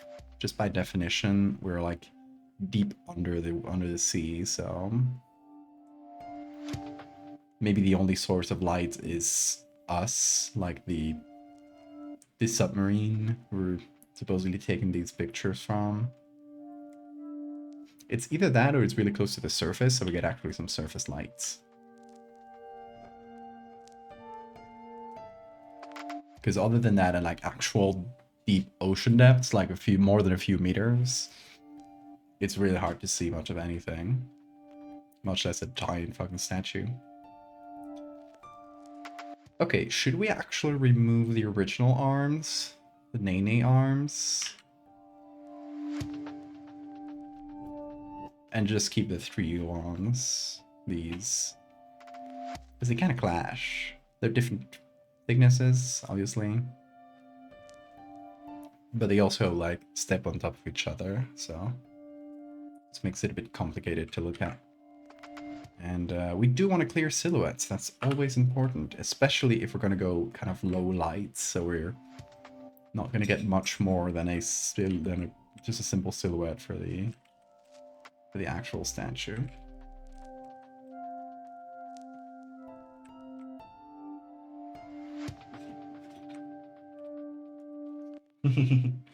Oh, Bean. He's running around right now. He's awoken.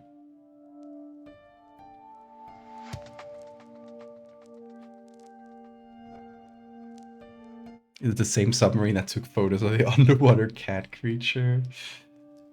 Yes, just many, many years apart. The Valdevia lore deepens. Okay, so here's what I'm thinking. I'm gonna put both of these into their own layer. I'm gonna remove anything waist down. And I think like the lower bit of these arms too.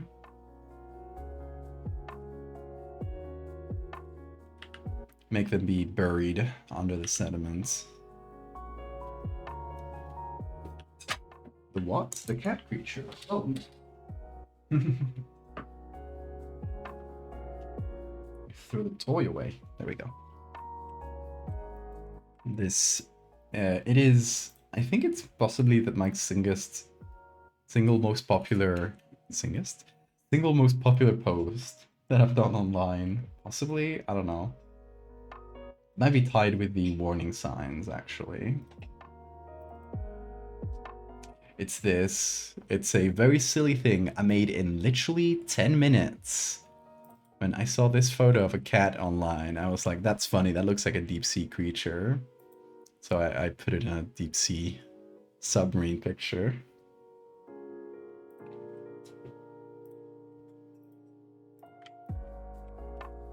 Really funny that something I made in like 10 minutes ended up being extremely popular. You know how these things are sometimes. You never know. Okay, I might remove the ears from this bad boy. They do look a little bit silly. And most of the face is going to be clawed off anyway, so... No ears for you.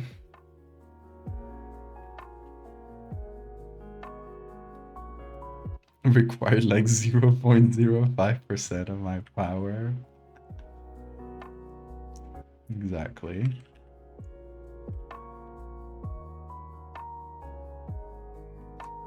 In these streams, I am showing you merely a fraction of my power.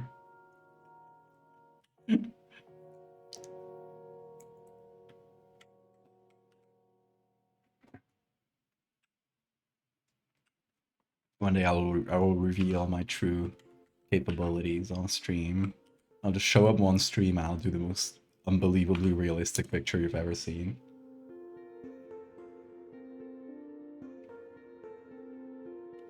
And it literally has your face and details I would not be able to know otherwise. That is my true power. That, and when I delete someone in Photoshop, they get deleted in real life.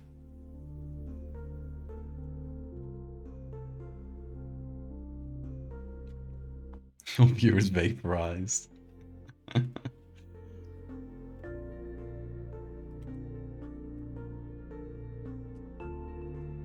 You extra tear duct hole.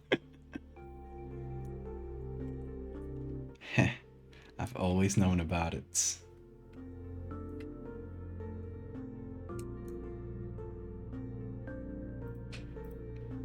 By the way, here's your credit card number. Coolest cryptids of all time was spotted from a submersible in the early 1930s. Oh, it's that like weird fish that got described but never got seen again.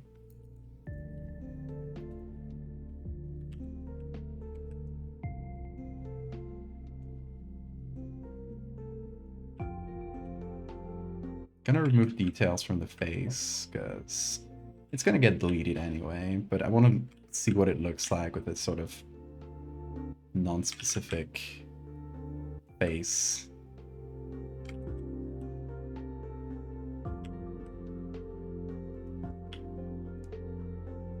Yeah, we're gonna get some like claw marks or something. Feels like some fingers dragged through.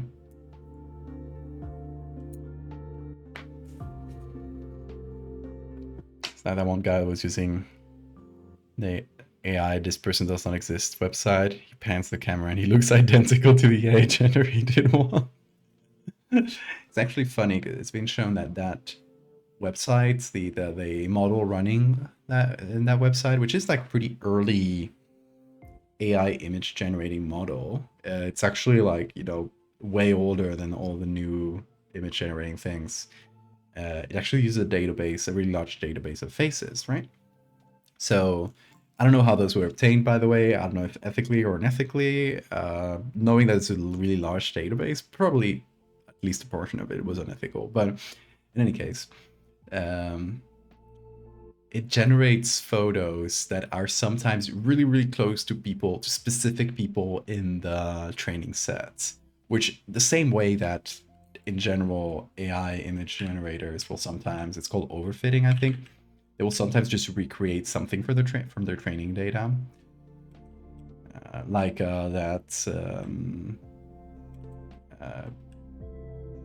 was it? The New York Times that sued OpenAI because you could literally start you could give them the title or the first few phrases of one of their articles, and it would just complete it. It would just keep filling. It would just fill the blank, right? Like it's a fill in the blank tool, and if you ask it fill in the blank with something that you know is in their training data, like a paywalled article, it will continue the paywalled article. So they use that to prove that OpenAI had stolen a bunch of paywalled articles, which is so funny.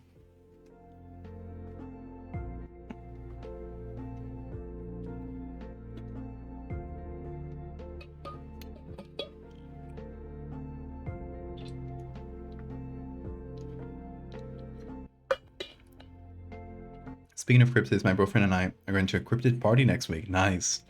I think he, large and very hairy, Mako's Bigfoot hunter, and I, tiny but busty, Mako's Bigfoot big naturals. Yes! Bigfoot big naturals.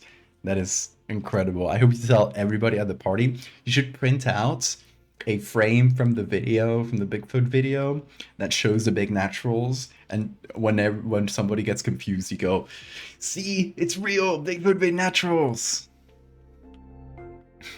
Bigfoot is cracking orcs.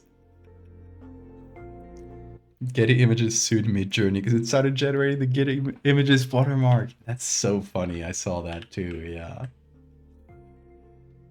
that's incredible. What a blunder.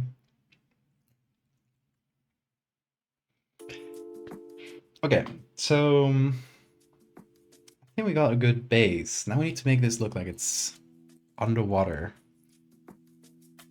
So let's start looking for this, maybe seafloor. Can you search for that as one word, maybe? Seafloor. Yeah, okay. I want something like this, although obviously this has like a lot of light. It's a very shallow depth, scuba diving depth. But I don't think we'll get any actual deep sea thing. I don't know. If I look for deep sea. Not really.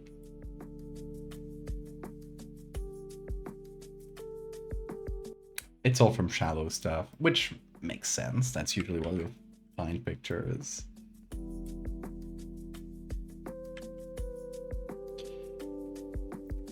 Maybe Wikimedia has some good ROV stuff, like the actual seafloor. That might be better for inspiration here, because...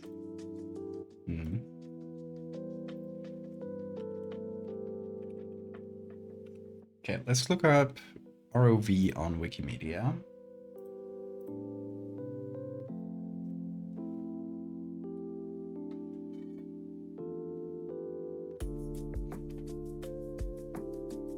The AI to give intrusive thoughts about the Golden Gate Bridge.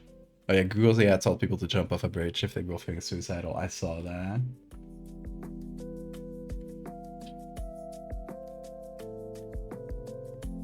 Must have been quite the PR nightmare when they rolled that out.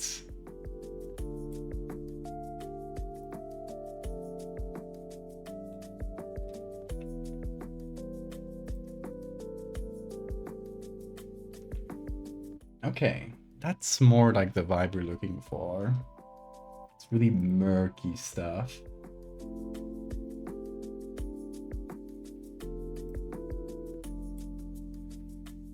It's the inside of a sunken ship.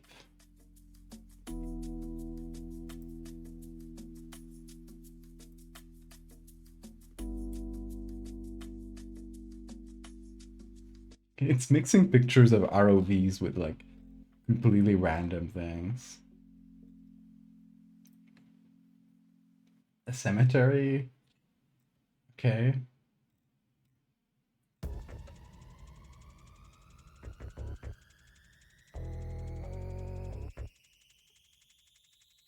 Hey Bean. You wanna jump up? Whoa, the screamer.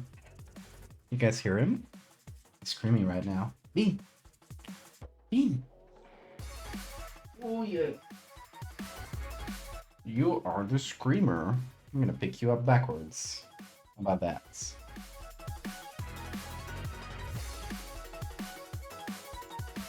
Yeah, he just wants some attention, doesn't he?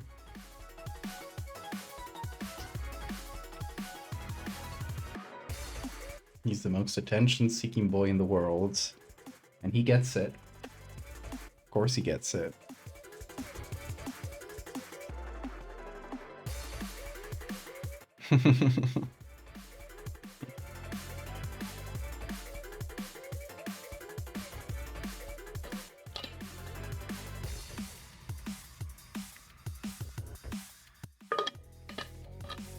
They were basically mapping the parts of the model that are active when it's looking at about let's look at certain things. They found the part that does a Golden Gate Bridge and dialed it up. The responses generated were so funny, he could not stop talking about the Golden Gate Bridge. That's so funny. Do you also have Google's AI stuff? I don't have it yet. If I search on Google, I still don't have the AI stuff, thankfully.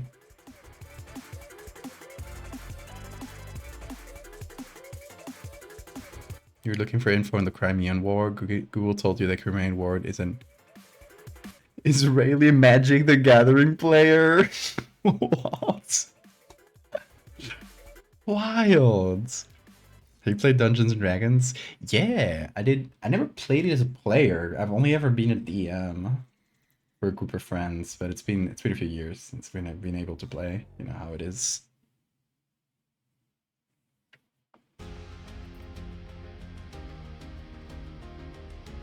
But if I were to make a D&D or D&D style campaign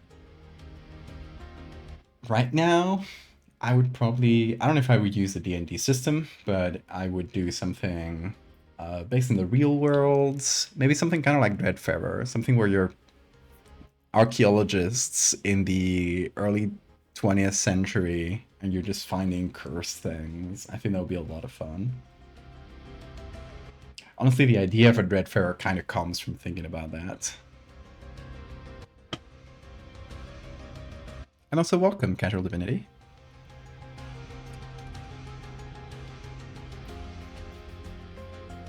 Okay, we're not getting any more ROV picks, are we? Okay, let's try pick roll, because it does have some good ones. Correctly. Google AI told me Bowser and Donkey Kong adopted Bowser Jr. Call of Cthulhu, yeah, I've heard good things about that. I never played it.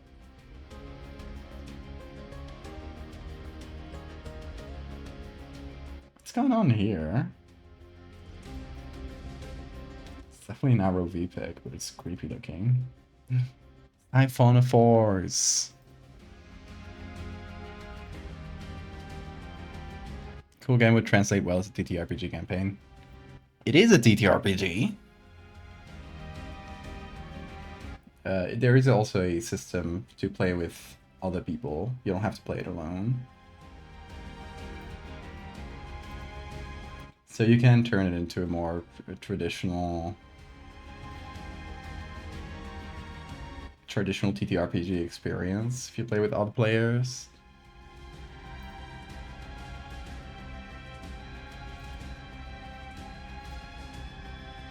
And you don't really need a DM. You can play it just like everyone plays as players.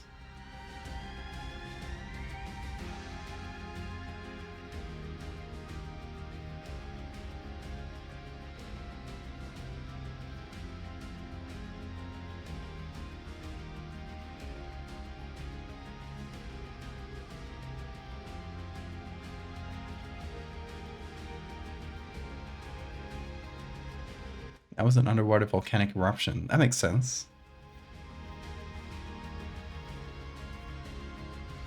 Should set up some multiplayer Dreadfarer campaigns in the Discord. That could be fun.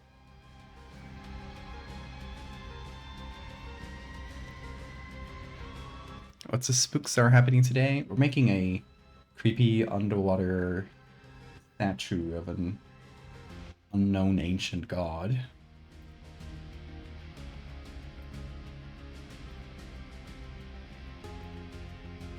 Right now I'm looking for pictures of the sea floor.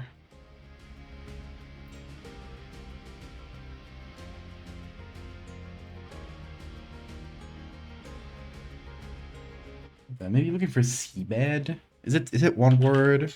Seabed? Or is it 2 words? Okay, the 1 word one is giving me stuff, so I guess that works. See, it's mostly shallow stuff, though. I love this guy. Look at that Billy walk. Also, I'll show you Bean. Hold on. He's not using his bed quite like a lot lately. He's just decided to sleep on the table directly. Underwater wrench, yeah. Benthic? Benthic could work. Let me give it a quick try.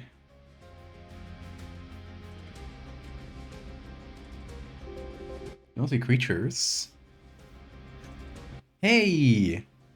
Was it Spywell? No, Suwell, I think it is. I can't read it very well. Thank you so much for subscribing to the Patreon. If it says that it's a Patreon, I just can't control. It says getting mysterious postcards for some reason, because that's like the tagline on the Patreon, but that is what it means.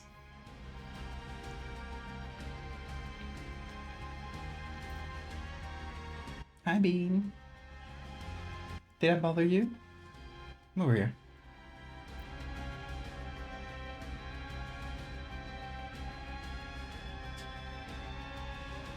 I'm gonna incentivize him to go to his little bed by giving him treats. Oh, he went away. Right as I changed the camera. Come over here.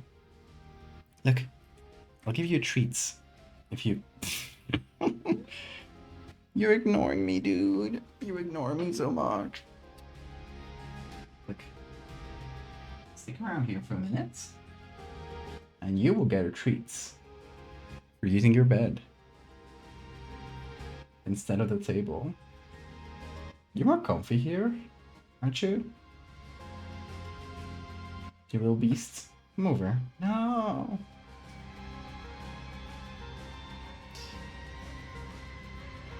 He's looking at his treat thing. Hold on. What an easy way to convince him.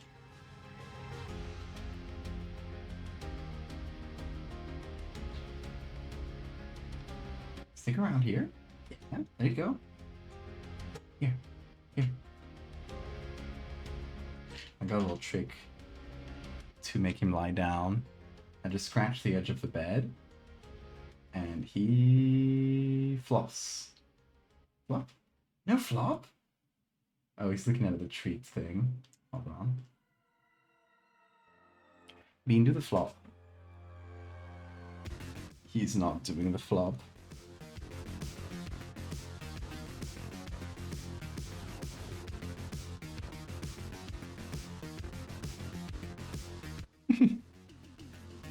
He's headbutting his treat thing. This. You gotta do the flop. Come on.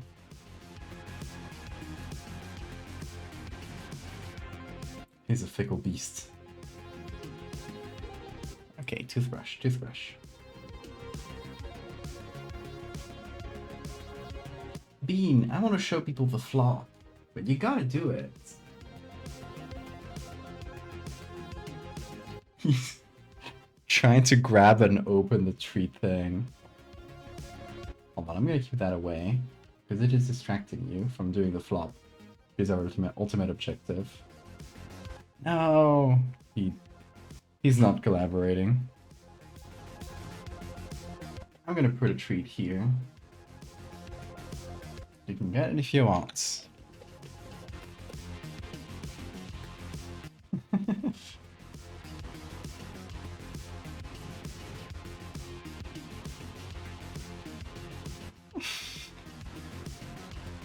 No way to convince him. Oh shit!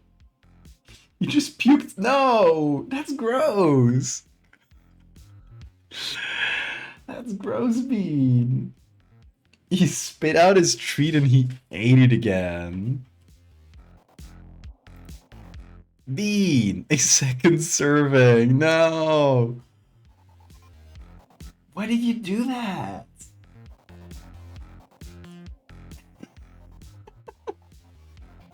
Why did you do that?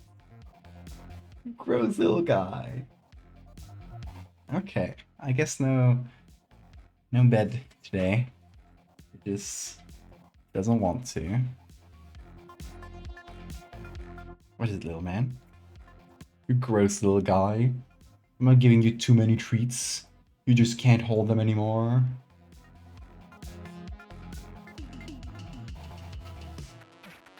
His ways are incomprehensible to us, exactly.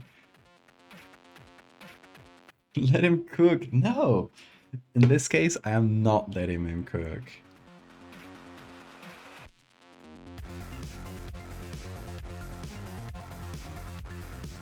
Why did you want a second serving? I guess he just wanted to enjoy his treat twice. Right, Bean? Yeah. Wanna hop on? Is that it? Oh. He's headbutting. Okay. Headbutt? He loves that. He scratches up against my beard. He's so cute, Bean. Hop on. Go on.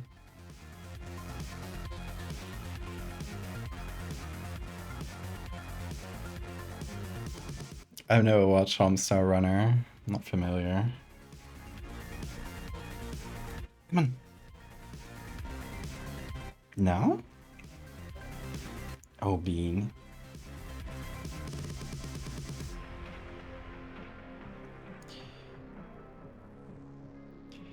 If you don't hop off my tablet, I can't work, Bean. Do you get that? Do you understand?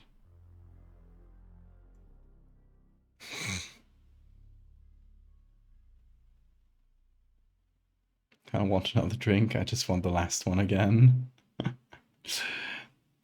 Bean with treats. What? Jump on. No?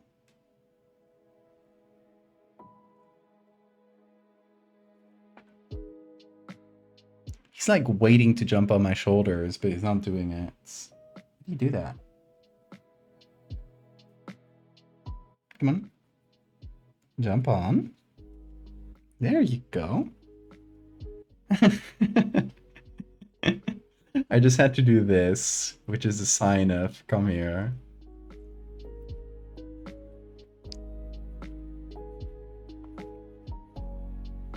Okay, Bean, you can get a treat, but don't spit it out.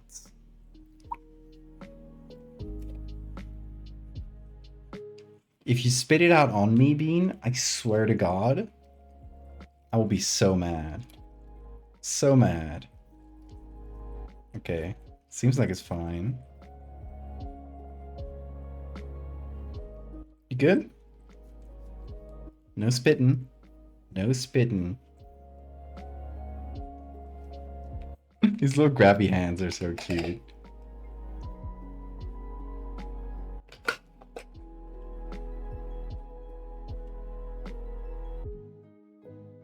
Nice shoulder, kitty. Okay, yeah, where were we? I got distracted. We were looking for pictures of the sea floor. So we're looking for benthic, for example. It gives me more like benthic creatures. We do have some nice corals here.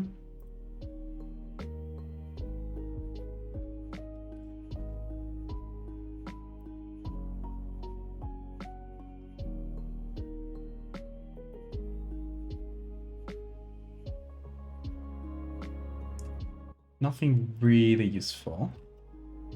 Okay, looking for seabed.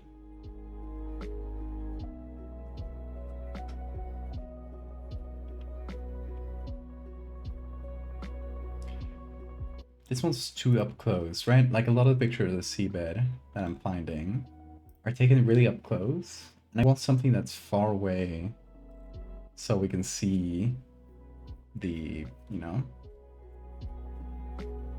the depth.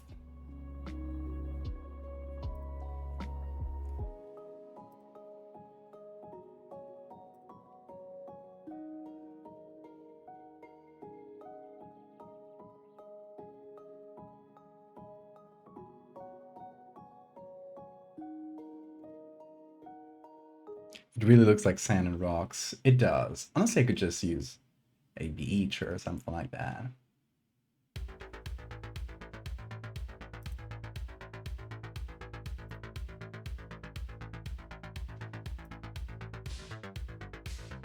That one's cool.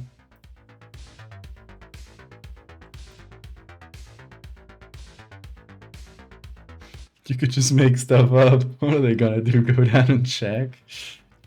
You know, you do have a point. Look at this rocky coastline. That's cool. You could use that as sort of foreground elements.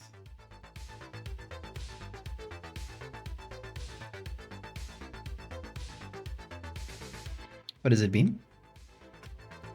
Okay. Gonna give him another treat, seeing that he doesn't spit it out. Let's hold on. Let's listen for the crunch this time. Okay. Let's put on crunch mode. No, Bean. Hold on. Let me give you one of the crunchy ones. Look at his crappy hands. Okay, Bean, we want a good crunch in this one. Very good. That was a single crunch. That was not bad. That was not bad. Don't spit it out for me. On me.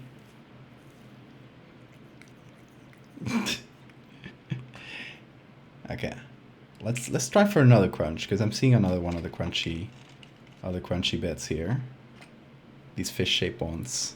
Oh yeah, he's excited. Shh. Calm down. Calm down.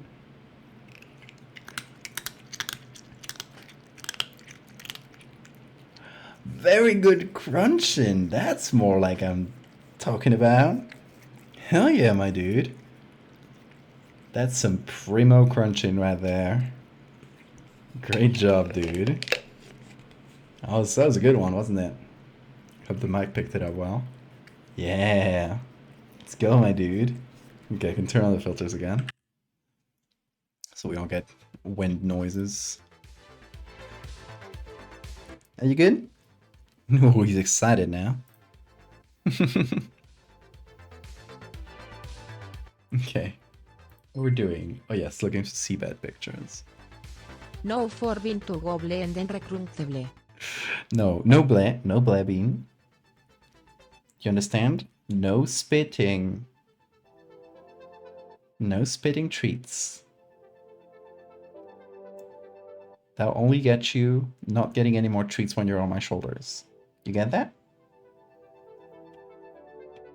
Okay.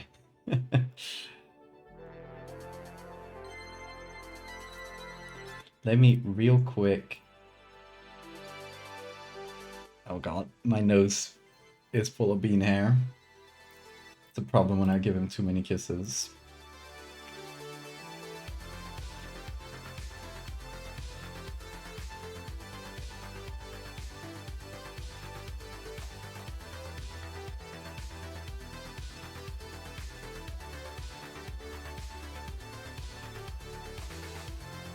Okay, downloading some images here in the background. Oh, you wanna go? Here you go. These are good as well. Hold on. That was not showing you.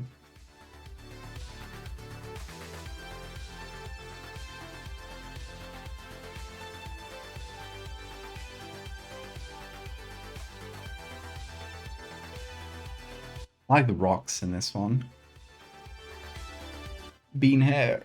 Yeah, it just gets in my nose. Every time I do this, I'm trying to remove bean hairs from my nose. The problem is they get on my beard a lot, and they will stick to my mustache, and eventually I can't. As I breathe in, they tickle me. Very annoying.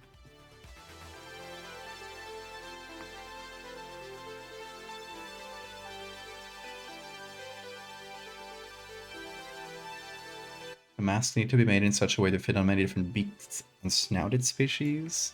And it wouldn't really be a capirote. Capirote goes up. It would be like a beak, right?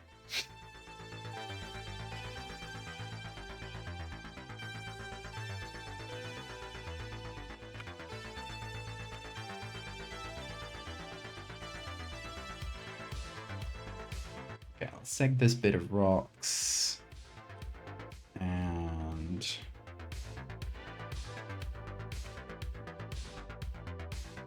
this bit of rocks.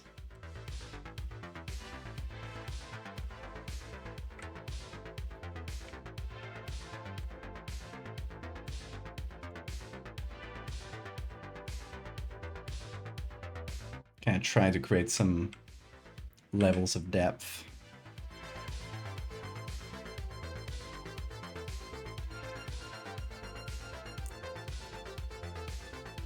And this showed up. Let's see. Oh, comma again.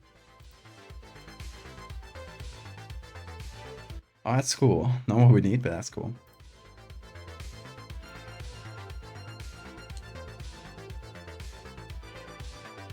Try adding National Parks Gallery to pick from. If you're looking for corals, there's some interesting picks. Yeah, National Parks Gallery has some really good stuff. But no, we're not doing corals for this one.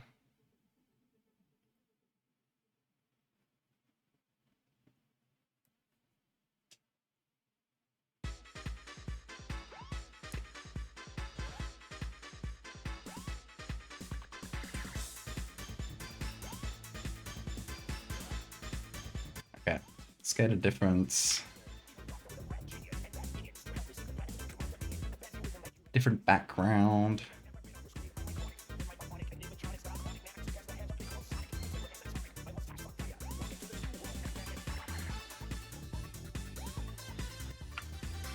I kind of just want a darker version of this for the background.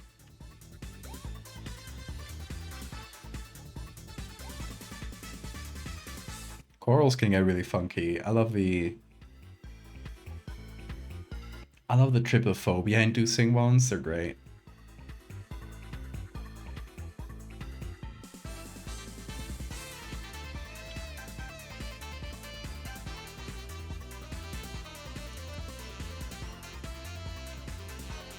Okay, now it really feels like it's far out in the distance, right?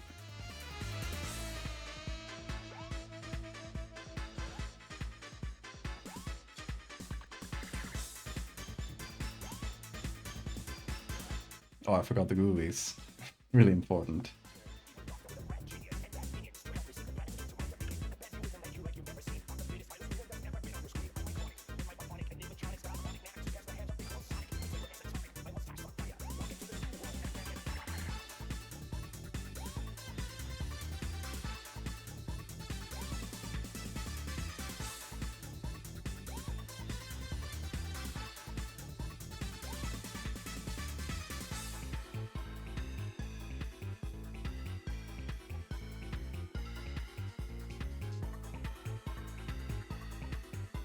Okay, I want the background to just be pitch black pretty much. Not entirely, but really close to.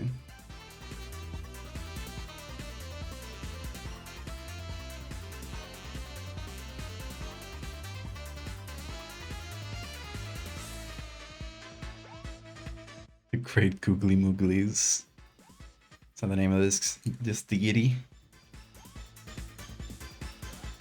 What if plants are pretending to be coral? Now, I actually thought about doing a coral-based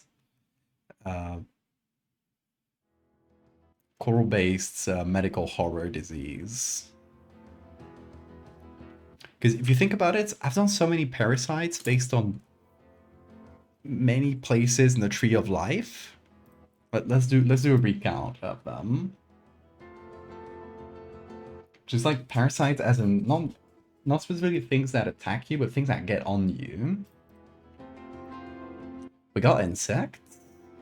Gonna make these small so we can fit all of them. We got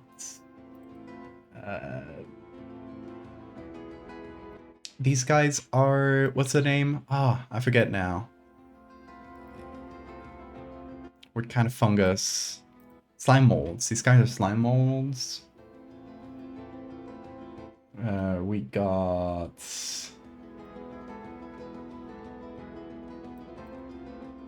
vertebrates. We got the spittle frog. I'm not going to show the trypophobia inducing image that goes with this one. You can imagine it. This thing gets into the back of your throat and plants its eggs.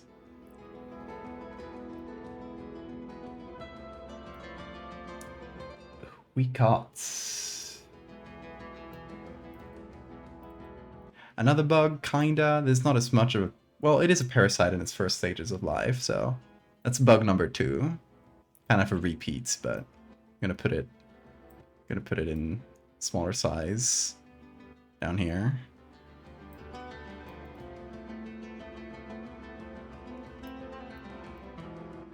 We got plants with the watermelon growing in someone's intestines.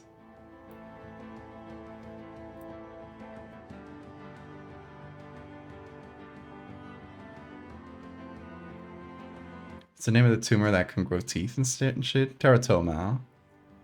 But King, I've talked about this. I want to just reiterate it. We don't want to make light of actual diseases that people have. That's something I try to be really careful with in my art in general, is to never have something that may be misconstrued or may look too close to actual diseases people have. Because the whole bit of like, oh, this is like IRL medical horror is, you know, there's people that do have those diseases, and seeing that sort of comments can be pretty messed up to them, you know? So just keep that in mind. Okay, we all have the barnacles. The spine barnacle. Which is only a barnacle in a technical sense, as in is in the barnacle part of the tree of life. But it is a barnacle. And we got, trying to look for this one, leechweed. We got plants again.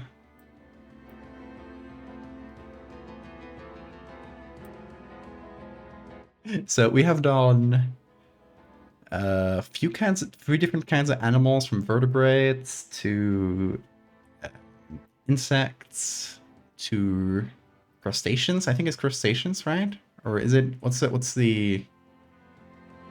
Yeah, I think barnacles are crustaceans. I might be wrong about this. That's all the ones I can think of at the top of my head. In terms of parasitism specifically. There's like, yeah, I do have like siphonophores that can harm people, or I don't know, the sunflower that can bite you if you put your hand in it, but that's not quite like, it's not a parasite. It is more of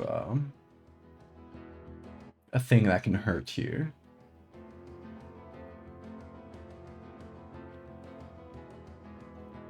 Oh yeah, the worm. Thank you, Sora. Nearly forgot about that. It's a recent one too. Fetus mimic.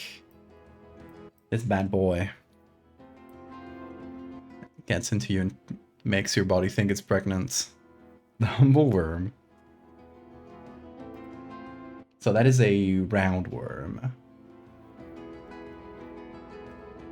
Like guinea worms, or I forget the name, the ones you can get by eating. I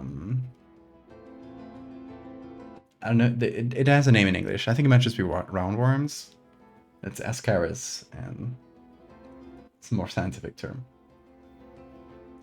Am I forgetting any? Oh yeah, I am.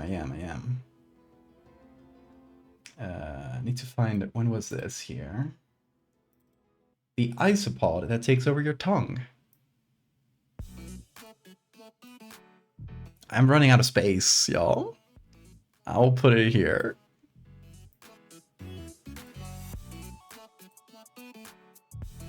Tongue isopod.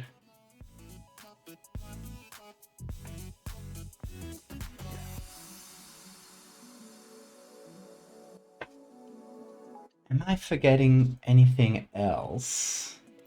I can just go to my website, I guess, and see the medical horror collection.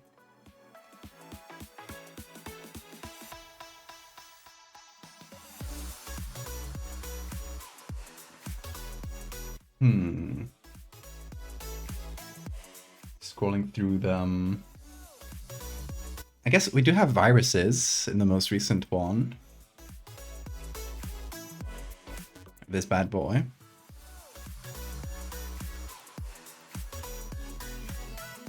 Just to get yet another part of the tree of life represented. Bugback self-portrait. Oh yeah. Good call.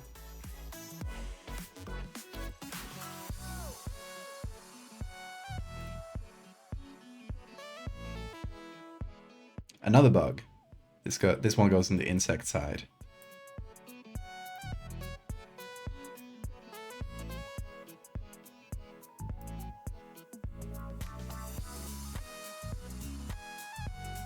We are running out of space, y'all. I don't know where to put these.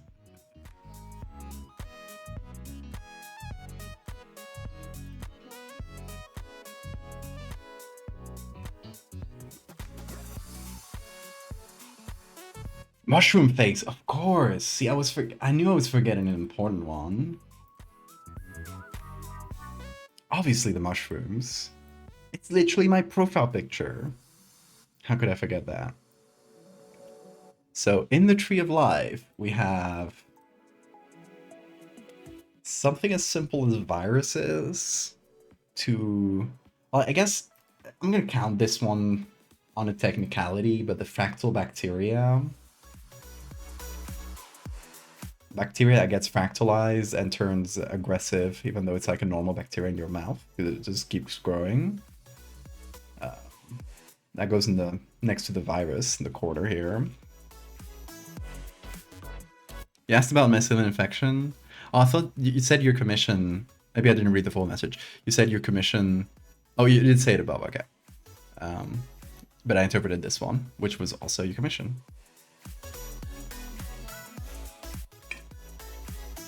It's a spine barnacle, an actual barnacle? Yes. It is in the barnacle part of the Tree of Life. Horrifying mood board, honestly, yeah. Unsurprisingly, Mr. Megalomorph likes bugs. What can I say?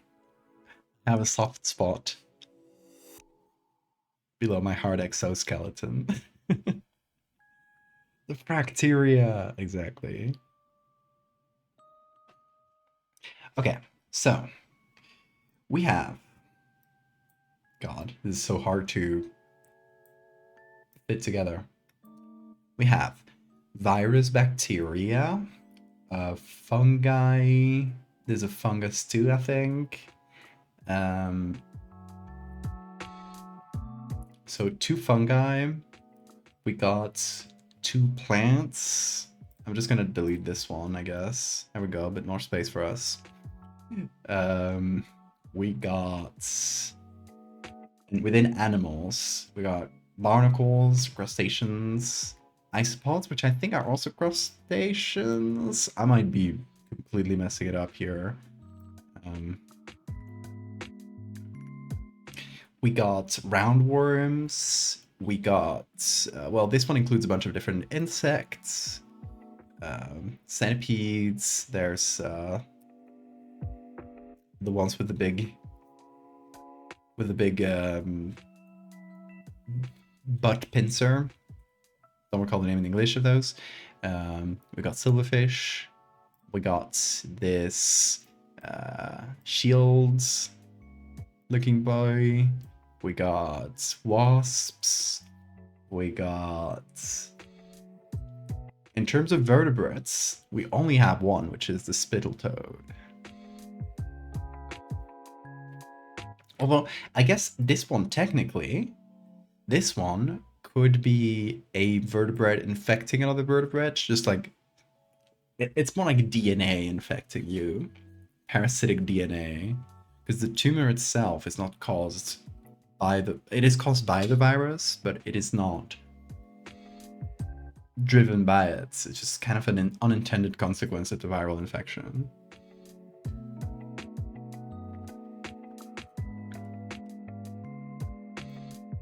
Slime moles are not fungi, they're protists. Thank you, Sora. So they're actually protists that covers a even wider net in the tree of life.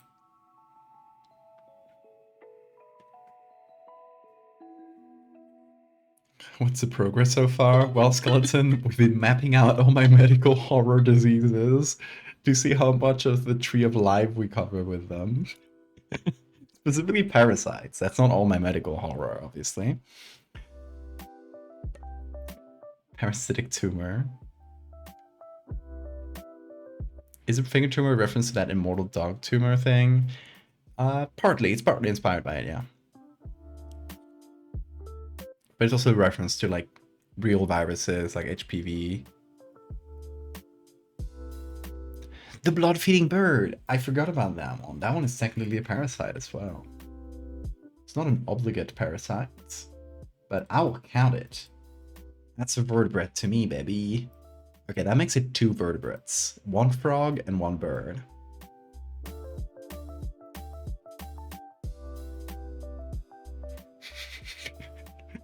My mood board. This is what I like.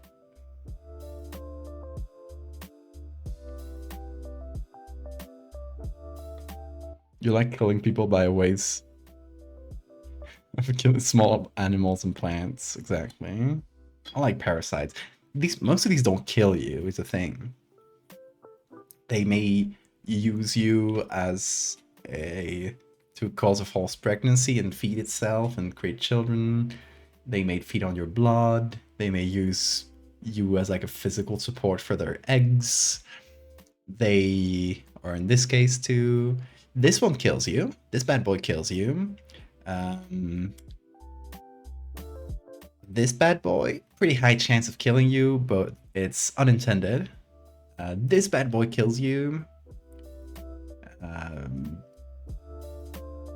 think those are the only... This one can kill you, depending on where it infects you, but it's pretty likely that it won't. They mostly just hurt you very bad.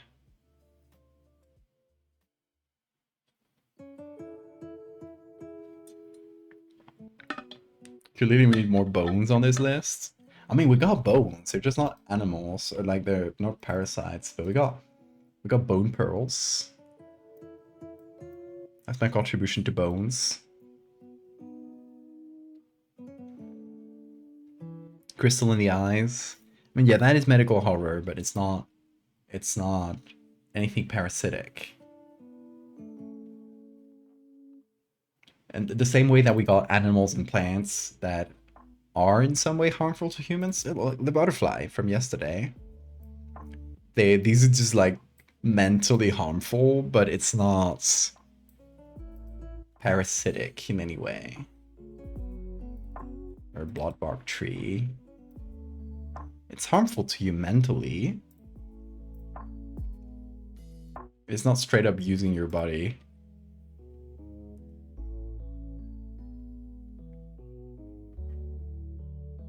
Most parasites don't kill, or don't want to kill exactly for. Do you prefer or fish? Parasitoids or just badly adjusted? Yeah, usually when a parasite kills you, it is because you're not its real host. Like sometimes parasites will end up in the wrong hosts, and they're not adjusted to that host, and they might actually kill them. Honestly, think the butterfly is really pretty. Thank you.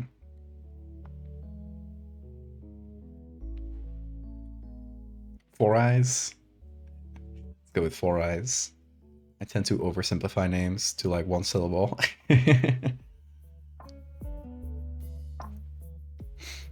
Completely missed the answer to your question. What do you ask? Oh, where were we on the edits? Well, we actually got distracted by a bunch of different things, but let's go back to it. I think we haven't missed any parasites. Yeah, you may be able to tell I kind of love parasites.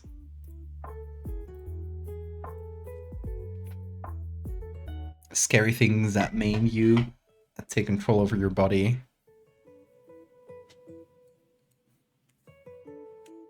A parasitic skeleton. It looks for people and replaces their skeleton. You tell me I have a skeleton inside me right now? You're scaring me. Also, where's Bean? I when I move my chair, I try to be careful. Because Bean might be right under it. And I don't want to like accidentally crush his little tail or something like that.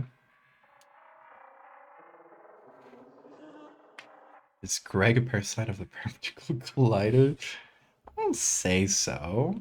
You need to be a living thing to be parasitized.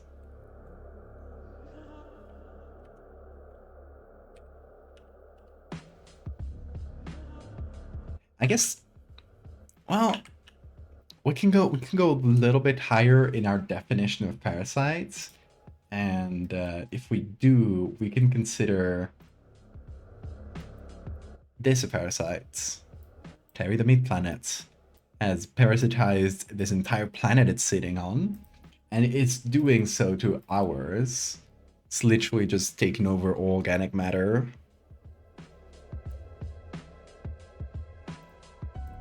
So it is parasite-ish. Who's Greg? Very old edits, King. 2021?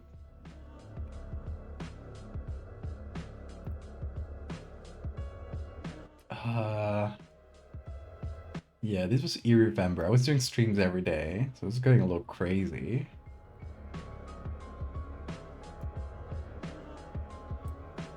Where is this?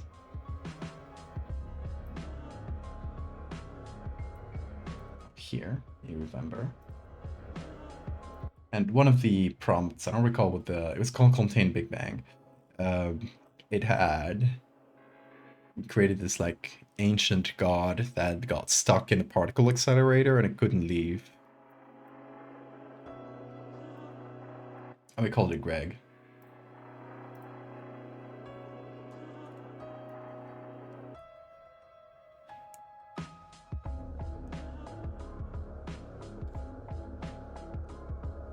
But yeah, from the Tree of Life, what other parasites would you like to see? Or what other parts of the Tree of Life would you like to see as parasites? Someone mentioned fish. What would a fish parasite do in a human body? Would it swim around in your bloodstream?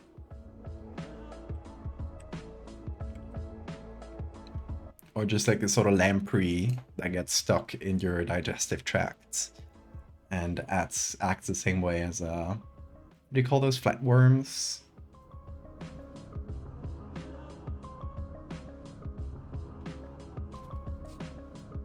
Oh, the mosquito is back, and I literally felt it land on my arm. I don't know if it bit me. Now it's fucking personal, mosquito. Wherever you are, I will get my blood back.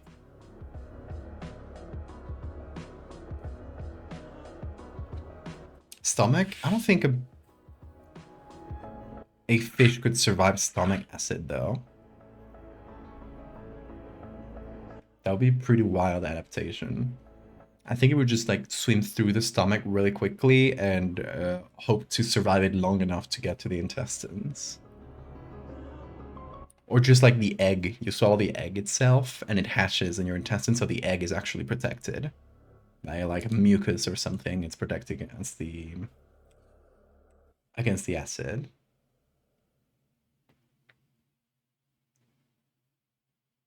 Tapeworms. Thank you, Archery. That's what I was thinking about. Like a tapeworm-like lamprey. If it takes your blood, it can be used for spells. Oh no. Tosca, thank you so much for the follow. Little worms near thermal vents. Put them inside the stomach.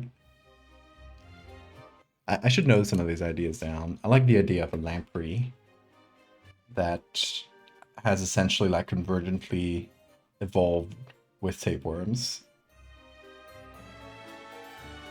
Where's my pencil here? Oh, turn off advanced encoding. That's from yesterday. Hey, the stream hasn't crashed. So, yet. So, hopefully that means the problem was caused by advanced encoding. Or whatever that thing was called. Okay. Oh, here's another one I actually got noted down from a few streams ago. Do some kind of take on a prion. Although it's really hard because, like, how do you make a prion more scary? They're already absolutely terrifying.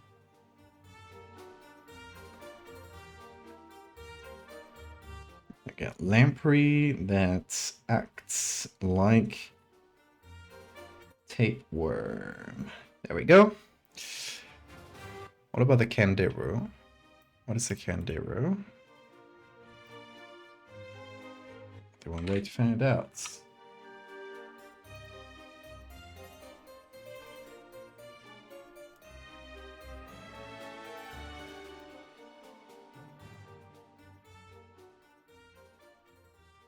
Toothpick fish. The parasitic freshwater catfish.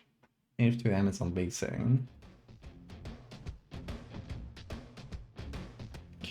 Oh, these smaller species, I've heard about that, are known from an alleged tendency to invade and parasitize the human urethra. However, despite ethnological reports dating back to the late 19th century, the first documented case of a removal of a candidature from a human urethra did not occur until 1997, and even that incident has remained a matter of controversy. So it's not really known. Kind of doubtful that they do that, but they parasitize gills. But I guess we do have examples of small parasite fish.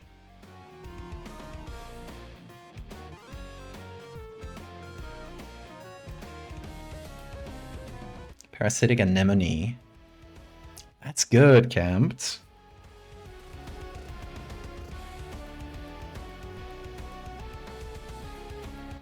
See, I thought about parasite corals as well. I think this is literally why we started this whole parasite conversation. It's because someone asked about corals, and I got reminded of my idea of making a parasite coral that just sort of grows like a reef that grows over you. And that could be cool.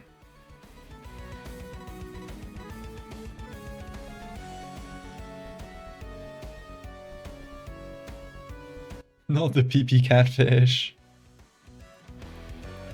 Twitch app is being naughty, keeps closing the stream. The Twitch app is worse, Cass. Velvet worms. That would just be to complete the tree of life. Just like take the weirdest thing, velvet worms. Armadillos? How would you make a parasitic armadillo? How does that get into you, inside you? A beneficial symbiote that still looks terrifying. I like that. It could be a fun take. Ear insect parasites. Okay, I'm gonna read you one description from Dreadfarer while we are on the topic of Dreadfarer here. This is an artifact from the Sangul again, so it's another one from the jungle area. We've just been finishing up the artifacts in that area, so that's why you get a lot of those. I've been talking about a lot of those recently. It is called, and you'll like this. You'll like this. Hang on to your hats, because I'm about to mention my favorite animal. Whisper worm. This strange kind of larva is known to sometimes emerge from the earth during the night to crawl into the ears of sleeping people. Once there, it will transmit sounds into the middle ear, making it hard to notice its presence while it grows and molts. Then, days or weeks later, one starts hearing strange whispers. The voice, which appears to adapt to each victim, compels them to walk into damp areas of the forest and sleep. There, the worm, now a fully grown weevil, will release its eggs into its host's middle ear, allowing the larvae to crawl into the brain and feast, turning one into a perfect breeding ground for the next generation of whisper worms. So, I did a scary weevil. It is the prompt, the idea I had in my head was earworm, and then I thought, oh, it might be fun if it is an insect. We still need a Dreadfarer artifact that makes your body break out in googly eyes. You gotta do in the googly eye mod for Dreadfarer.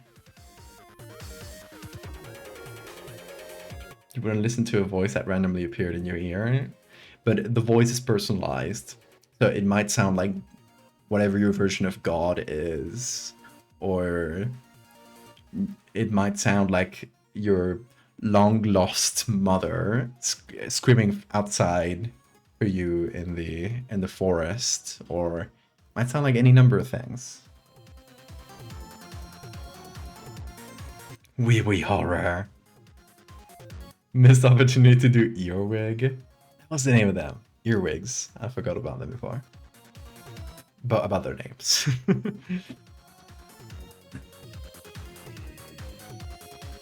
Have you heard about Parasite the Grey? Nope.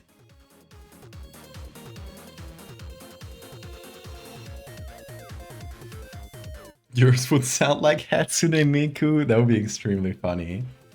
A Hatsune Miku worm. Yours would sound like giant flying spaghetti monster. That would be beautiful. Okay, let's see how dark this is. Okay, we're getting there in level of darkness, but get away from me, evil weevil. Evil weevil. Something weevil is afoot.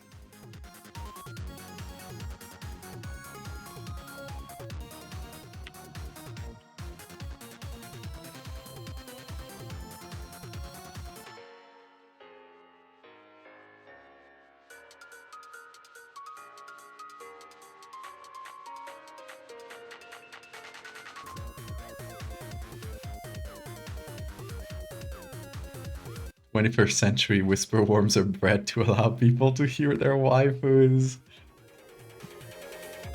Incredible.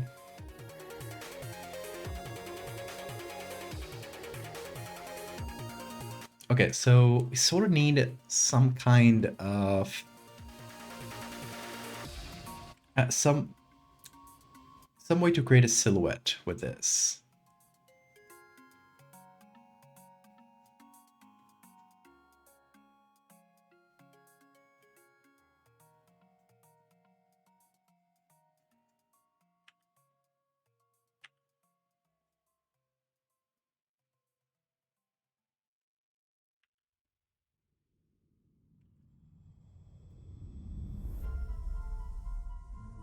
If we give it just the smallest bit of light and we make the background like super dark,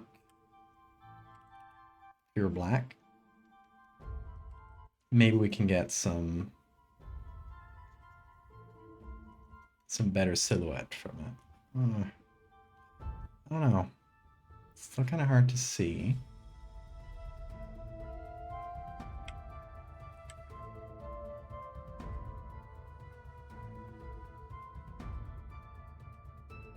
Yeah, maybe if we do that. No, that wouldn't make sense. No.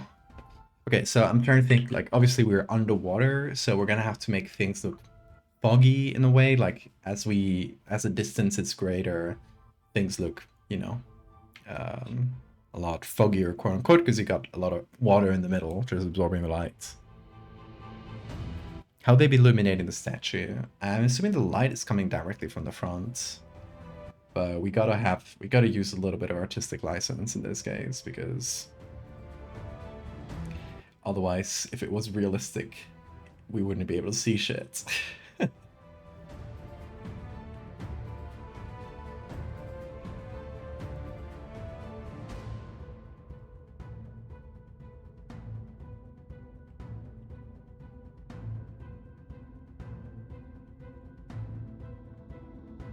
The eyes have escaped. Yeah, because if you put them on, it's kind of hard to tell the actual depth of the image. So it will be back.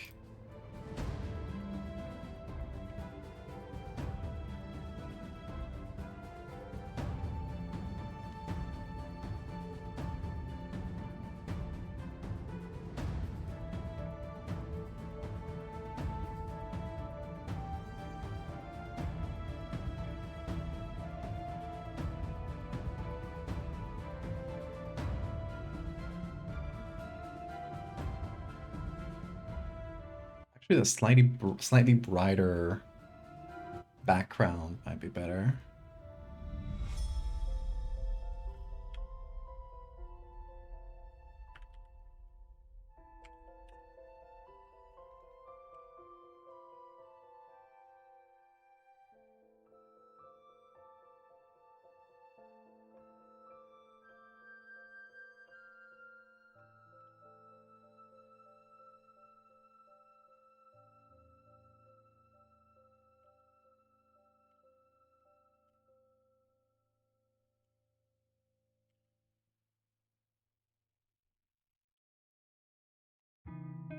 Okay, now I need to destroy the face. And in the description, it is said, like, as if some giant thing took its fingers and scraped it off like it was wet clay. Which is just cool imagery. So I think we did have quite a bit of trouble finding clay images for Argilosis for this one. Finding images of fingers going through clay. So I feel like we can reuse that. Face is already gone. Yeah, I kind of erased it at the base, but just to see what it would look like.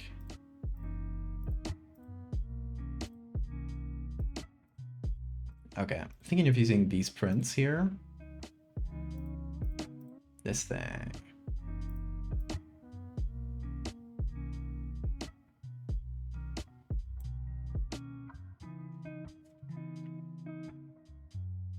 Nose tapeworm. Oh, wriggling out of your sinuses. Absolutely horrible imagery, thank you.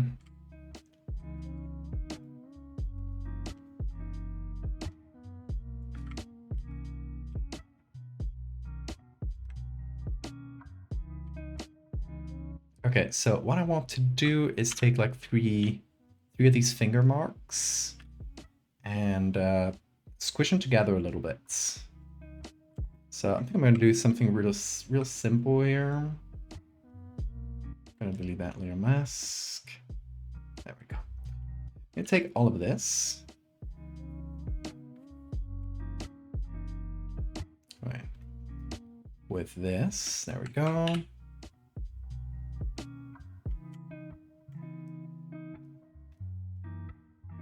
And as a single layer, I am gonna squish them together. Sweet gamer, thank you for the follow.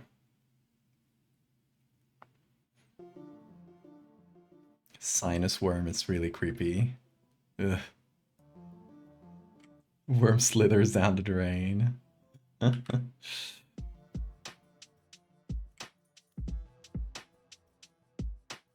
Great imagery.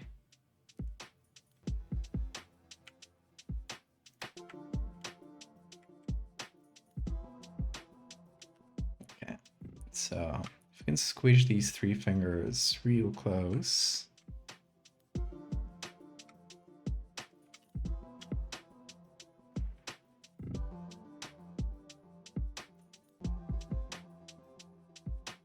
Hey Bean, what's up?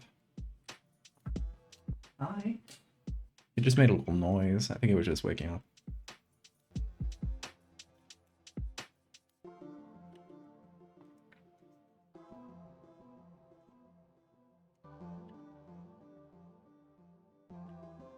I'm just gonna go with 3.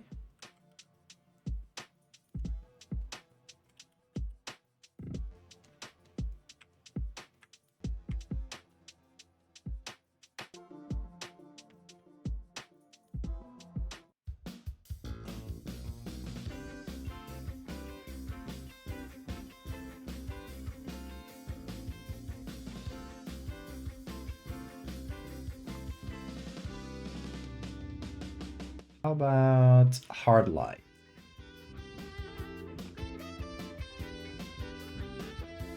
Or let's see. We do pass through here, turn this into a sort of texture.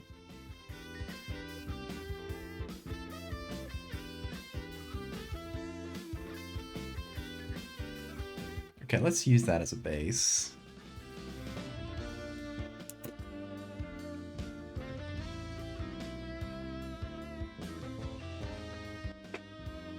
The mosquito loves to hide around my mic. Oh, I know why. Probably. Because mosquitoes like, they follow the CO2, they follow your breaths. So, since I'm often speaking this way, like, the mic is right here. Here. So I'm often speaking this way when I speak to chats. I assume the mosquito is kind of attracted to the mic because of its CO2 content.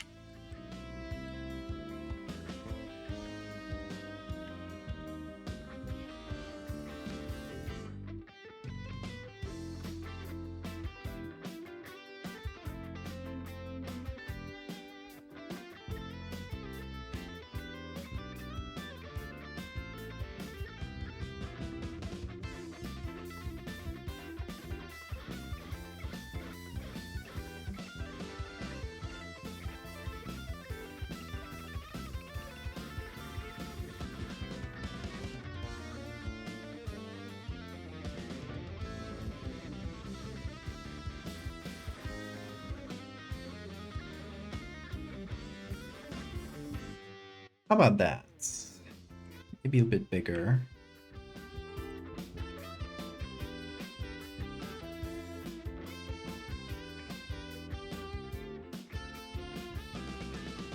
Or just like wider, maybe?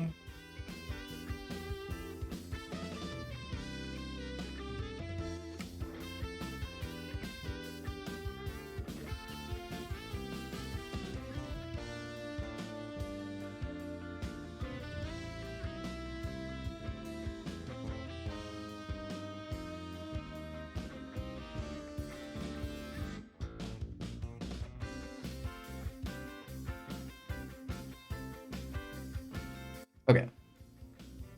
I like that.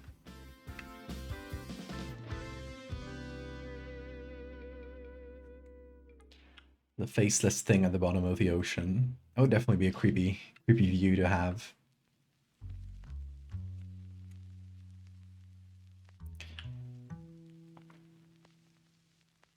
Oh yeah, we could do fishies swimming around like fishes plural. Let's see if That gives me little groups of them.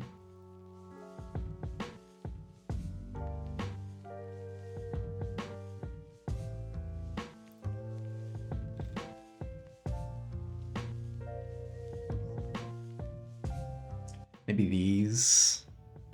Thinking more like silhouettes, like these sort of things, right? So if we can select these out, let's see if select subject will work on that. Come on. Yeah, didn't select all of them, but it select some. Let's finish that up. Shouldn't be too hard for Photoshop to do these little selections.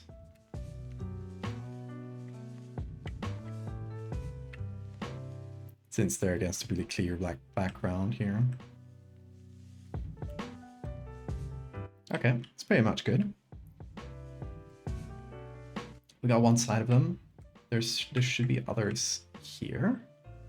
So I'm gonna do the same thing. Select subject. It's probably gonna select this too. Yep. Don't care.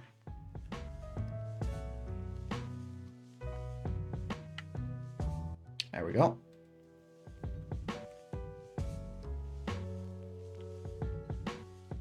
Nice.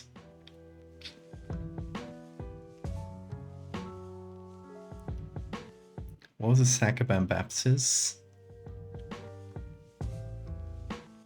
I remember talking about this at the start of the stream. I don't recall which one it was. Wasn't the four-eyed fish, right?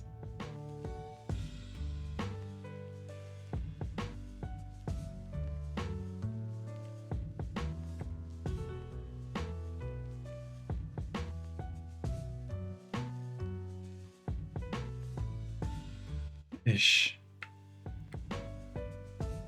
Oh, prehistoric fish. Oh, I never looked it up. Okay. I must have seen it mentioned in the stream and then forgot. Let's see what they look like.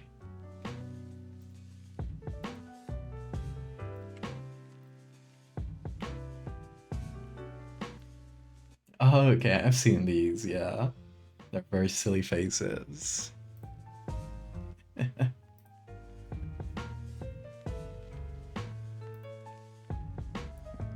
So funny.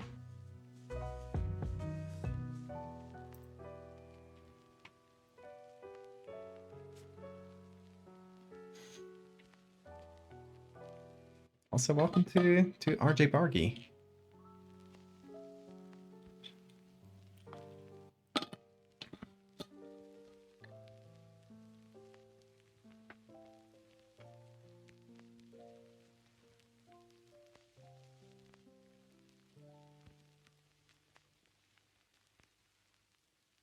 They kind of work well exactly as is. If I make them dark, they can kind of be seen here, but not there. And making them really bright is like too much. This is kind of a good middle ground, actually. Some weird edges here, though. Very strange. I said Photoshop would have an easy time cutting those out, but it failed miserably.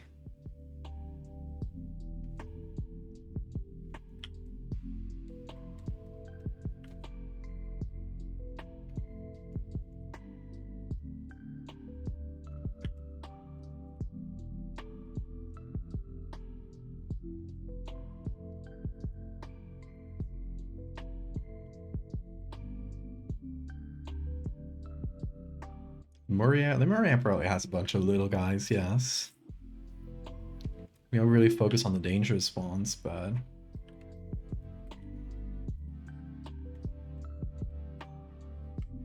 a fun character to create would just be like some sort of zoologist who's just trying to classify the animals in this new place.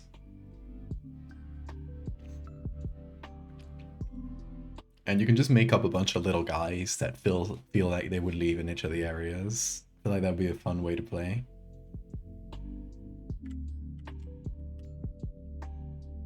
Hey Bean, are you screaming? Come over. He just wants attention, doesn't he?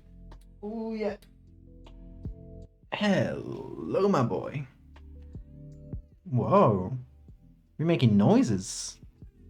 Yeah, you are. Thank you for this reminder. I don't think we've saved this in a long ass time. Can do, Bean. Jump on. Jump on. Go on. Come on, dude. No? Okay. Oh, PSB? Probably some really big image somewhere.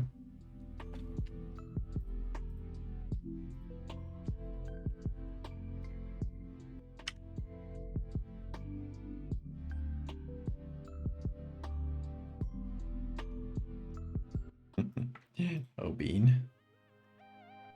Oh yeah, we didn't do the fucked up tummy. Let's do that. Bean makes all sorts of silly noises and we love it. Come on. 2 gigabytes limits? No, there's actually like, if you pass the 2.5 gigabyte limit, you can save it as a PSB, which is a different type of file. It's fine if I save it as PSB. It is less compatible with other programs and stuff, which I don't mind. I only use Photoshop, but to me, it's sort of a sign that my usually my sizes stay right under 2.5 gigs. So it is a sign that it's getting bloated and that I have like stuff that's taking up too much space. So I used to be like way more careless about that stuff, and come on, Bean. Come on, I know you want to. There you go. Ah, there he is. Yeah, I used to be way more careless about saving as PSD or PSB, but it was just like a waste of space, honestly. So at some point I decided I'm gonna try being a little bit more careful, and before I save or I finish a document, just like delete all the stuff I didn't use. Because otherwise it literally was like clogging up my computer.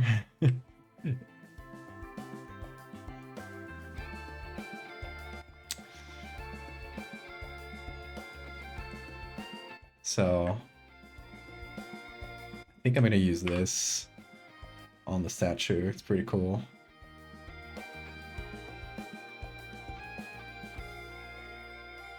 Oh, Bean, you are so kind and beautiful. Chat. Tell me truthfully, does Bean deserve a treat?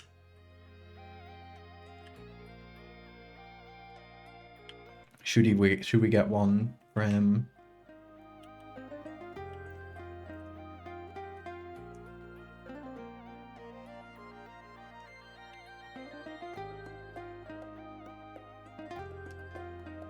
Yes, he does.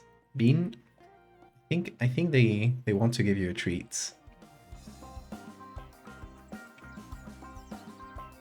What do you think, Bean? Do you want one? Do you want one? Okay, hold on. I'm gonna do a little whistle, and that means he's gonna get a treat. Do you get that? He's like looking at this so closely. The moment I did the whistle, he immediately looked towards the treats. Yeah, you're getting one? Okay. Do we have any crunchy ones, Bean? Yes, we do. Still have one left. It's from an older treat bag, and the treats are really big and crunchy. No, wait, I lost it. Oh, here it is.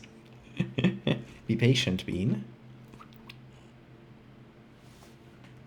Let's see the crunch. Wow. Big crunch, dude.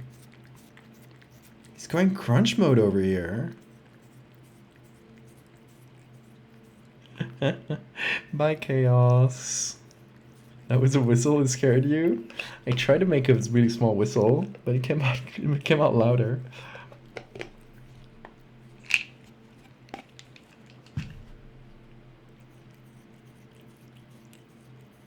Well done, Bean. We love those crunches. Oh, he's trying to get all the dust. There's not even any dust left.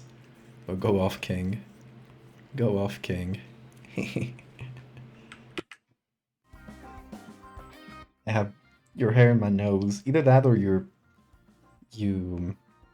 tickled me with your whiskers, Bean. How unkind that was of you.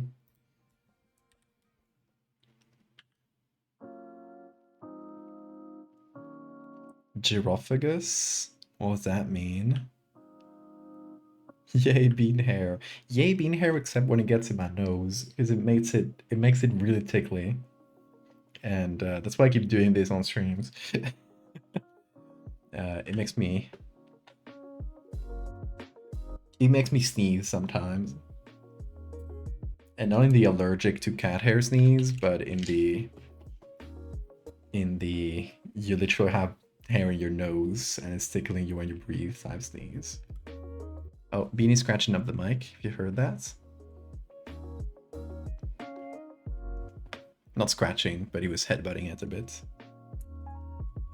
What? Do you want to get on? You want to get on again? When he stands here, like this precise spot where he stands in front of my shoulder, it usually means he wants to get on, or he's considering it at least. Maybe he hasn't made a strong decision one way or another, but he's considering jumping back on. I'd have to eating soft foods. Chirophagus. I had never heard that word. Bean loves the crunchy bits. Don't you, little boy? He loves the crunch. So good. Okay, you gotta hop on or hop off, but you gotta decide. You gotta make strong, conscious choices. I'm confident. Okay, Bean? I trust you. I trust you'll make your choice. Come on.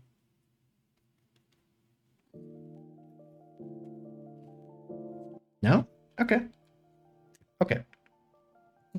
No shoulder then. He just wants attention, I bet. Oh, he's back. Bean! You gotta make a choice. He's currently, the problem is he's sitting on my tablet. So he knows that's the spot he's got to sit in to hog all my attention. I can only use the right side of my tablet right now. Oh, Bean. Oh, you make it so hard for me, but that's okay. Okay, so this deity has an open belly with organs poking out. Strange organs.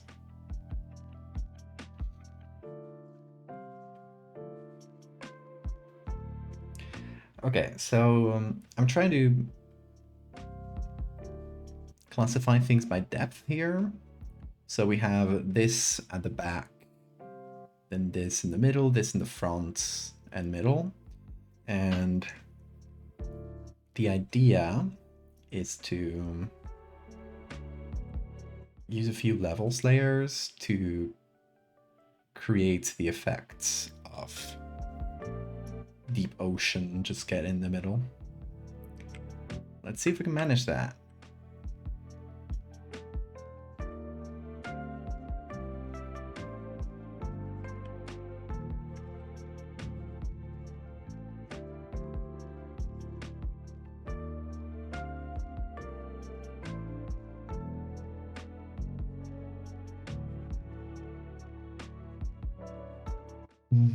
Bean.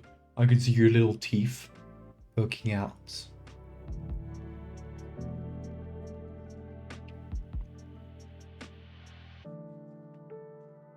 What's that, Bean? Still hasn't decided. Hop on.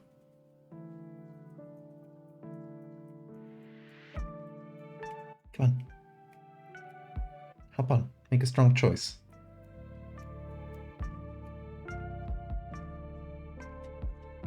I'm gonna make him jump. Let's make him jump.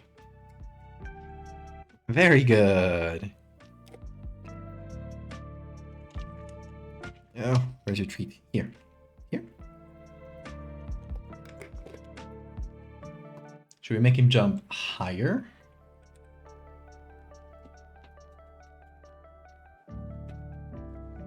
Bean, getting you ready for the circus. You're gonna make big jumps. Okay? Bean? Jump up. Here, here. Come on. Hey, hey. Pay attention. Very good.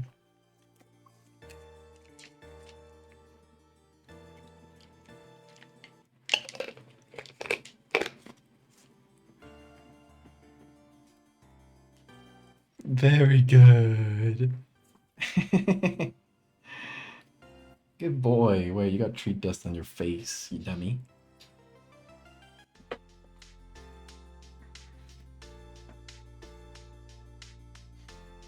I've taught him to just like grab my fingers when I do this. So eventually I want to teach him how to like actually jump out, like jump off. Currently he just stretches. Like he does a jump, but he doesn't leave the floor at any points. But eventually we'll get there. Is the current Bean training regime. You're doing great, Bean. Such a good boy. You have no idea how much a good boy you are. Currently, my partner's parents have been offered a kitten. And it is a Siamese, just like Bean. And we're kind of angling to maybe get her. I don't know. Maybe. Kitten time. No promises. We're gonna see how that pans out. But potentially kitten in a few months. That would be cute.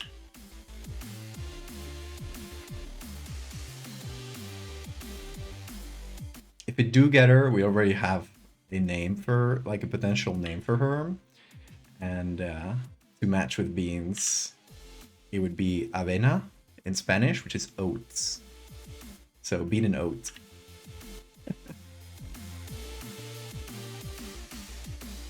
Hey, Bean! No, shh! Don't touch that. No cable biting. Oh, come over here. There you go. Play with your toys.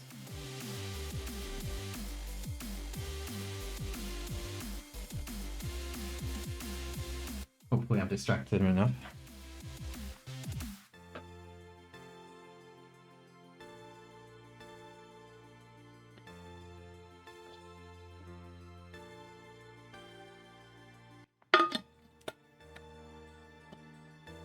But we'll see. We'll see if my partner's parents want to get that kitten for us. If they maybe want it for themselves, because they currently got a really old cat.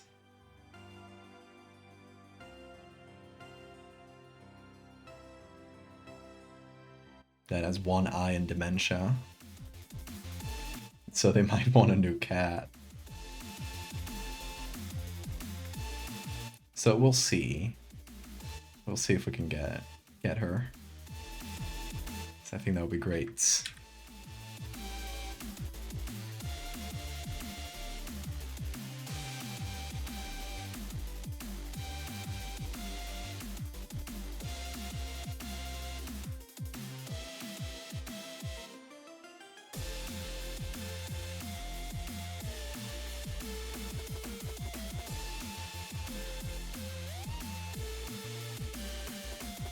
Okay, this might be a bit too low contrast, I'm thinking. It's getting there.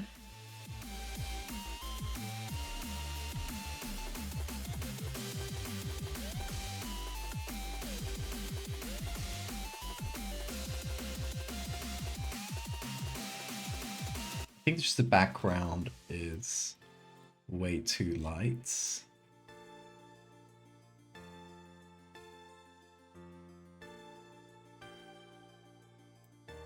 Let's see, what's the output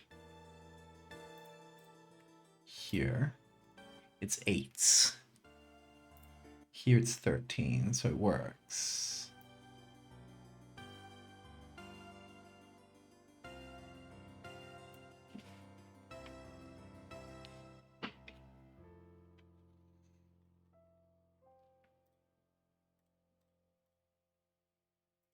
But yeah, if we do get that kitten, her official name would be in Spanish. But I think for stream, for the international audience, we would call her Oats. Oat or Oats? I don't know. I just think Avena is a really cute name in Spanish. Googly eyes. Don't forget about them. Okay, we're gonna...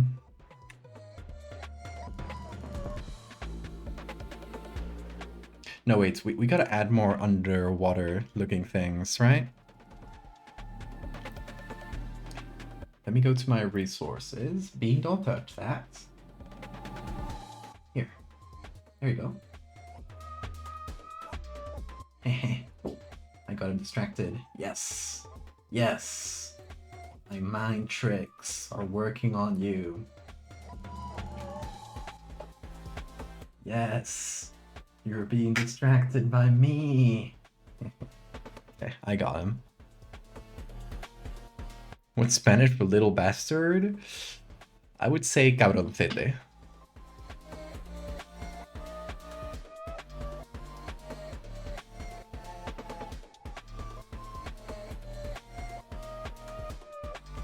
Okay, let's get some dusty particles. Because when you go underwater, there's this thing called sea snow or ocean snow. I don't recall the exact name. That kind of looks like dust in front of the camera. So we're gonna layer a few dusty looking textures. Just to add a little bit of that.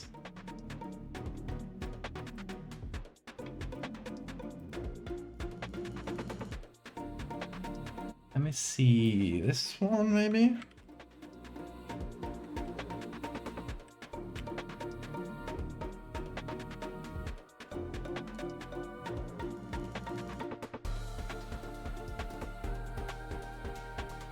Twitch closed captions put that down as the government.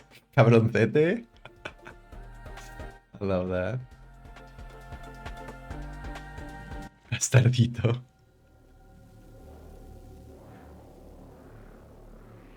Yeah, that's another funny Spanish word related to what we were speaking about yesterday with diminutives and stuff. So Spanish has two different endings you can put on words. One of them is to make it small, ito or ita. Others are to make it big, on or ona. Doesn't have to have that tilde all the time, but so you have the word cabra, which just means goat, right? But if you modify it with on, you get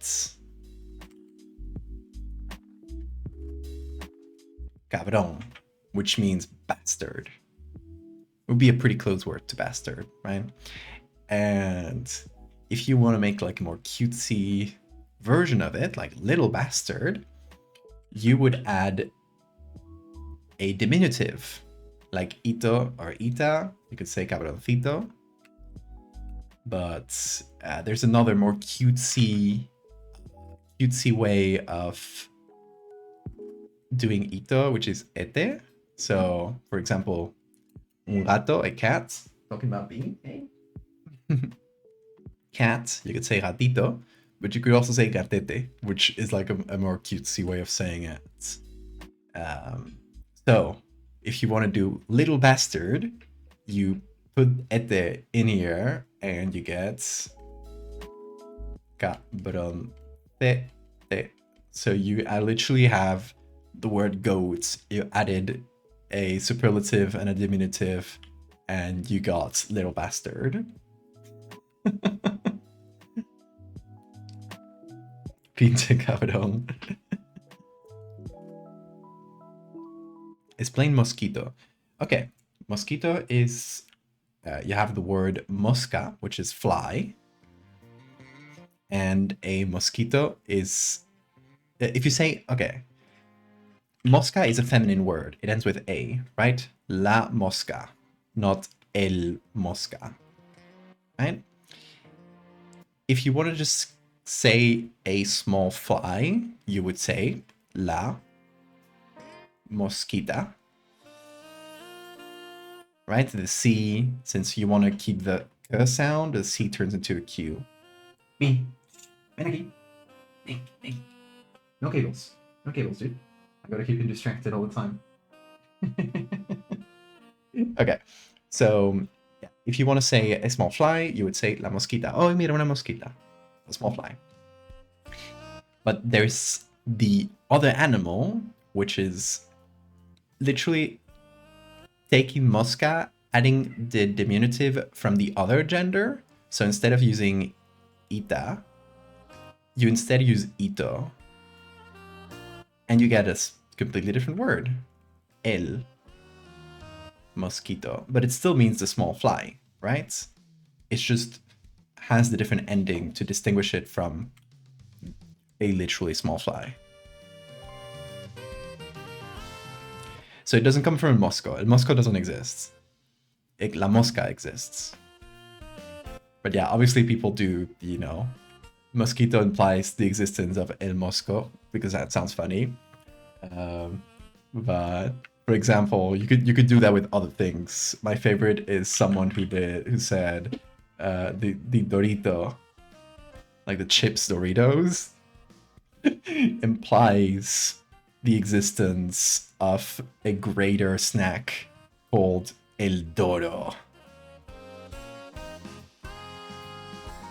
One day we'll find El Doro, and all other snacks will be completely crushed. Because again, ito is the same you do for mosquito. You take that out, you just get the ending, the basic ending that's for a masculine word. Oh. El Doro.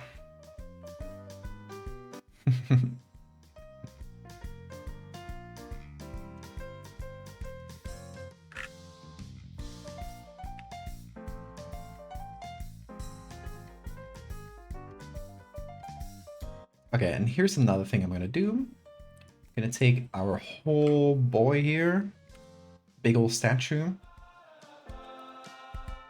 and I'm gonna blur it quite a bit because it's out in the distance and it's an underwater photo, so obviously it needs to blur.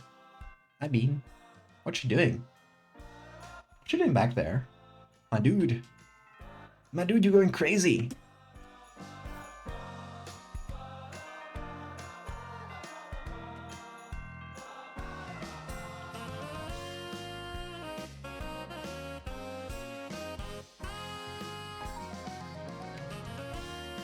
Bean, no, get out of there.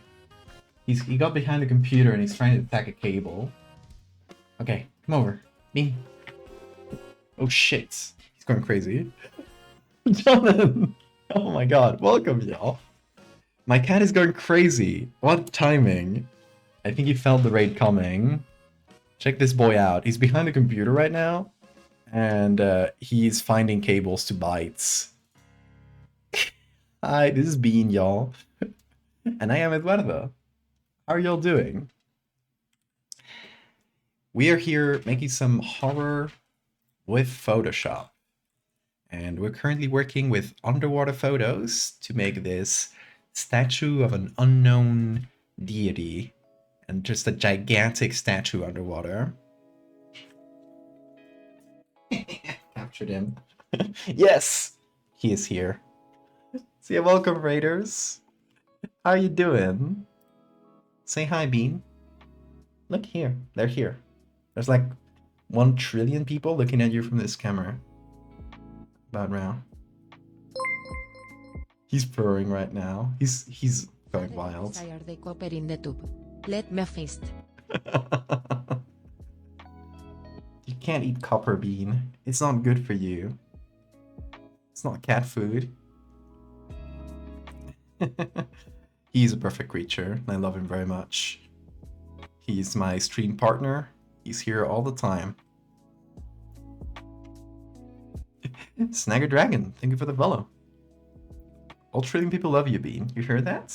Yes. Hold on. Should Bean get her treats? Hey, Bean. Hold on.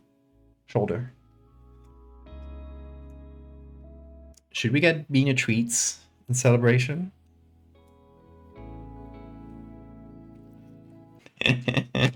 Okay.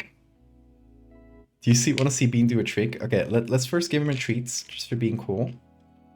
I want to see check how he grabs it. Oh, he's not grabbing it now? Well, you missed how he grabs it, but sometimes he tries to grab my hand with his fingers. Okay, let's see Bean jump. Let's do that. Bean, down. And... oh, he just literally flopped down on the ground. Let's see if he's up for it. Bean? Do you want to know the treats, perhaps?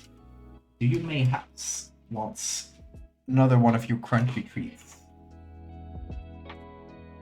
Come over here. Come. He's flopping. I don't think he wants to. Hey, here? Let's see. You might see a cat jump. If he's up for it. Come on. Treat if you do. He's not up for it. I'm sorry, you don't get to see Bean jump right now. He's not understanding my commands. He's looking at me like a dope.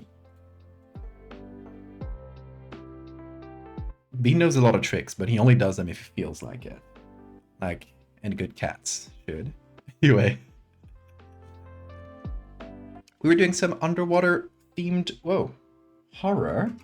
And Bean has decided to just flop down here. Kind of hard to follow you with this camera, Bean, all the time. Okay, that should do it. So, he literally said no thank you this time. He's like, I'm not here to entertain you, human. Don't bite that. No, that's cables. Cables are not for biting. So, this thing is a strange underwater sculpture found deep below the ocean. We gotta take a bit of artistic license because we can't... like, if this was the actual deep ocean, we would not be able to see shit down here. So we do have to take license, but it is what it is.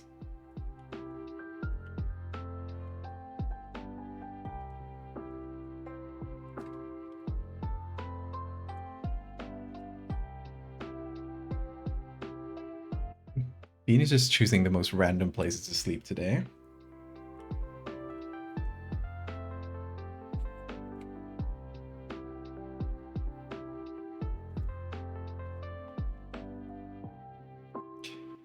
So I'm cutting up some of the edges. And I think I'm going to do something here. There's like a few different depths that we're working at here. So I might take a copy of this layer, just select the bit at the back, and I'm gonna blur that. Just a little bit. Just so that the front of the image is clear, but as we go back it gets blurrier. And now, we can take the whole image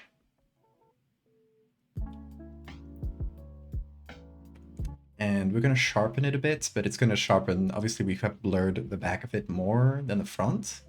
So I'm not going to sharpen the same all over.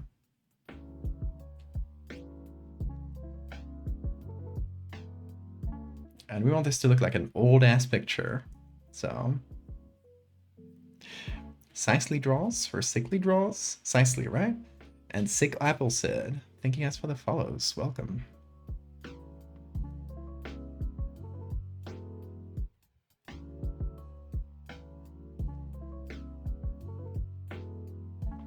Where's the lighting coming from? The same place as the music. Exactly. You're writing a nose tapeworm story right now? Oof.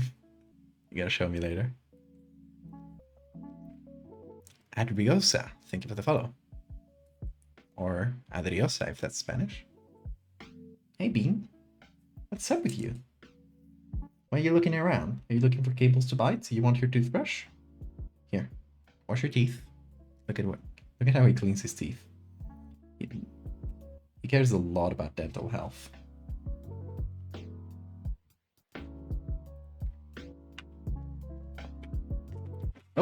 Oh, a lot. What does that mean? Dental health, yeah. He's washing his teeth right now. Whoa, bye. Okay, well, you know how it is.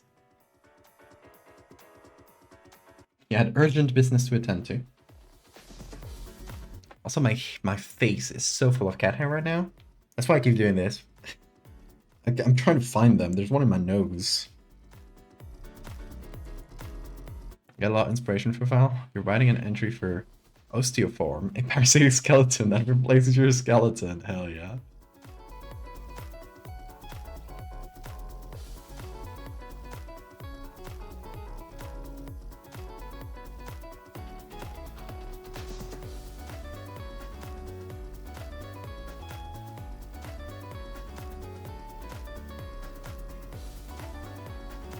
Zoomies are upon us. They are. How does the government feel about you sharing the real reason behind ocean gates?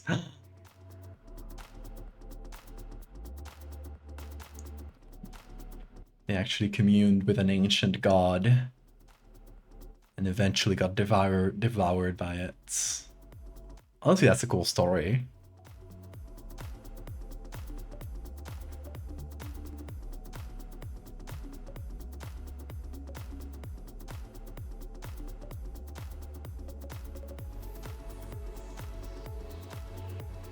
I'm thinking we go pretty dark in general and just make the shapes a little bit hard to see, because that is more realistic, right?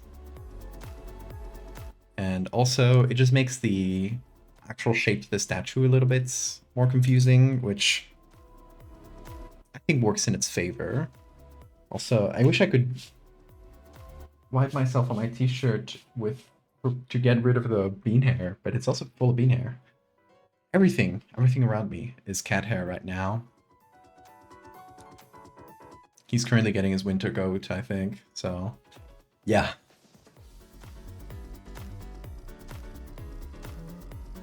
There's hair everywhere.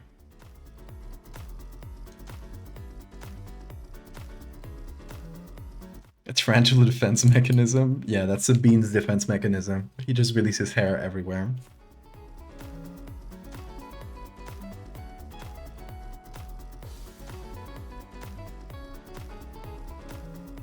Give me a masculine name.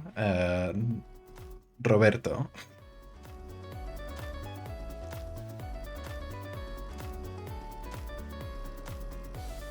The Ocean Gate was international news? Oh yeah, absolutely. Everyone was talking about it.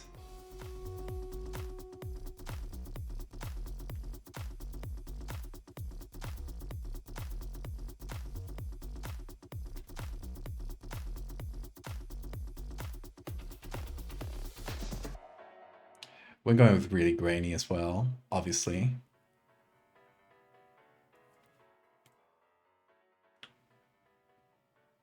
And once we add damage,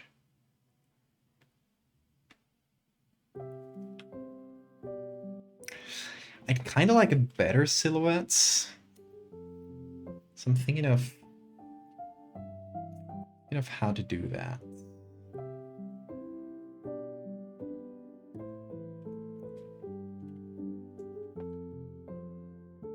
Maybe a little bit of a brighter background. That is obviously some fake artistic license type thing, but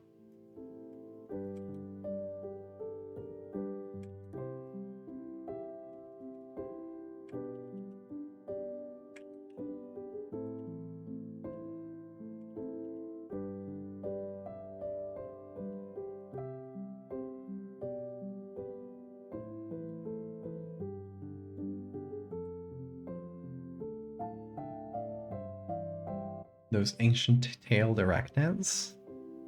There were arachnids with tails? It's news to me.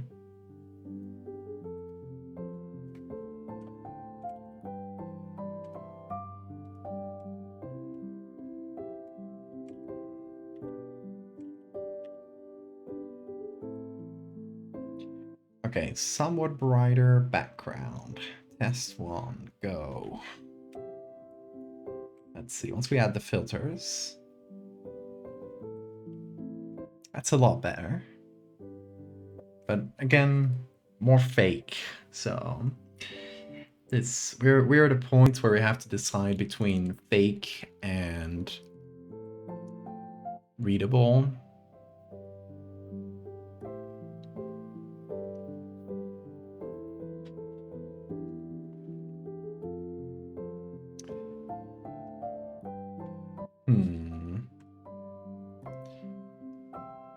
I think if I make the rocks that are just in front, okay, I'm gonna make a group here, call it rocks, and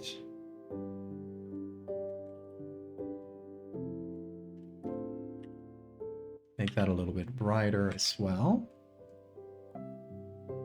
And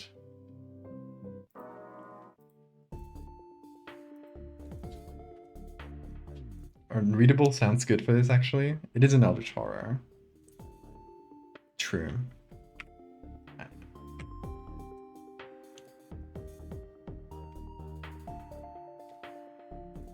It is definitely a balance between readability and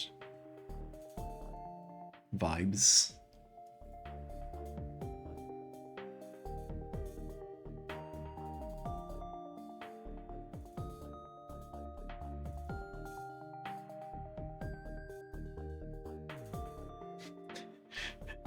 This is the end of the balance.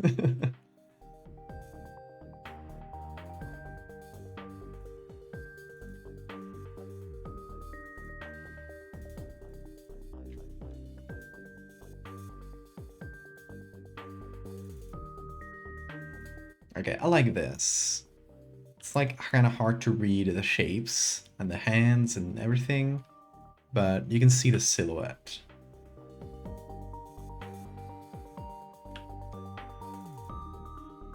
Which is good.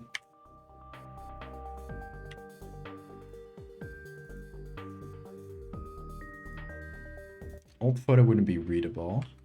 I mean, there are plenty readable good old photos.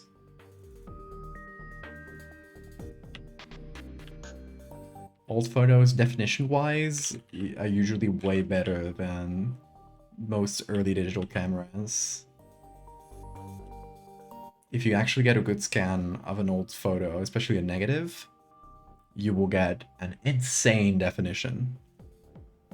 Because it's literally just microscopic silver crystals inside film. So it is, like, honestly, really, really high definition. Surprising.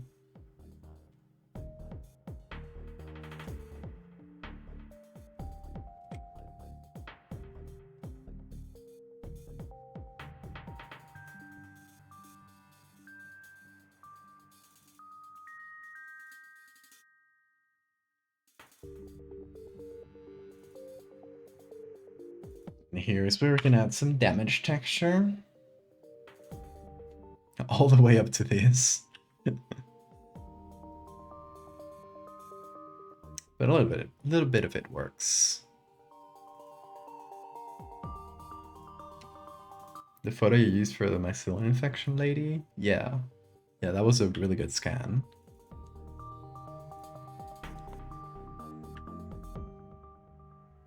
Yeah, it's like literally the stuff you can get online with old photos. If the scan is good enough, it is going to be way like 6,000 pixels, way better than a lot of regular cameras from nowadays. You can zoom in enough to see each individual silver crystal sometimes in a good scan. Okay, I'm gonna save this. I'm happy with it. It is weird and hard to understand, and I think that works perfect for an Eldritch God. Although I guess there are... Oh, wait. Something very important. This. Perfect. Now it's done. Okay, why is it... Don't know why it doesn't want to save as PSD when it's still telling me the document. Okay, it is saving now. Okay. Must be some weird bug. Okay, I'm also gonna save that as a JPEG. So for the new folks, this is an area you'll be able to visit in my upcoming game Dreadfarer. So it is a solo TTRPG. So it is a role-playing game that you can play on your own about filling out a notebook, which can be a diary or anything else you want, about your travels through a strange continent they find in the early 20th century.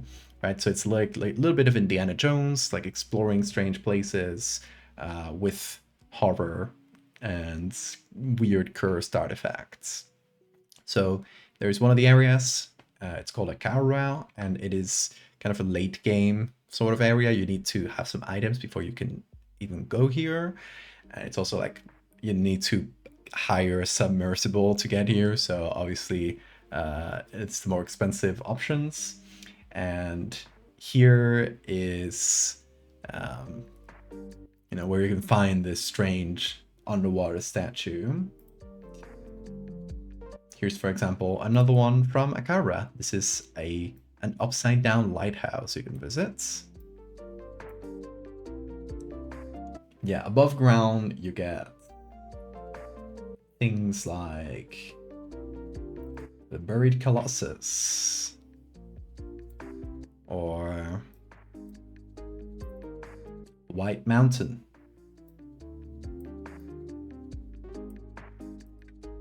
And then, if you go in each of these areas, you'll be able to find old artifacts, like this one, the Living Stone, or the Screaming Rock. Those two are rocks. I just gave you two very similar ones, but the Phoenix, a poor-caged Phoenix, that's very miserable. Instruments like this Carnix, which you can blow into and it creates a horrible shrill sound. Or another rock, the Golden Child. This is a chunk of gold ore, which upon finding it, you will get the impression that it is your own child and that you must protect it at all costs to your own detriment and others. So when you find it, you gotta find a way of getting rid of it and figure out what your character would do in this situation. And a lot of the artifacts have little conundrums like that. There's like fun situations to put a character through. Dreadfarer add-on pack of just rocks. The rock expansion. We were talking the other day with Neon Rot, who's the one making this game with me. Who's handling most of the mechanics stuff, while I handle most of the story and the images. And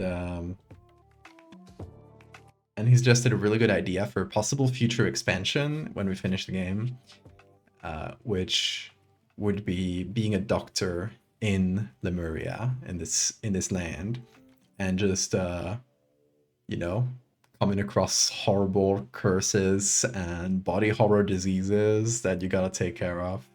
That'll be a fun little expansion thing.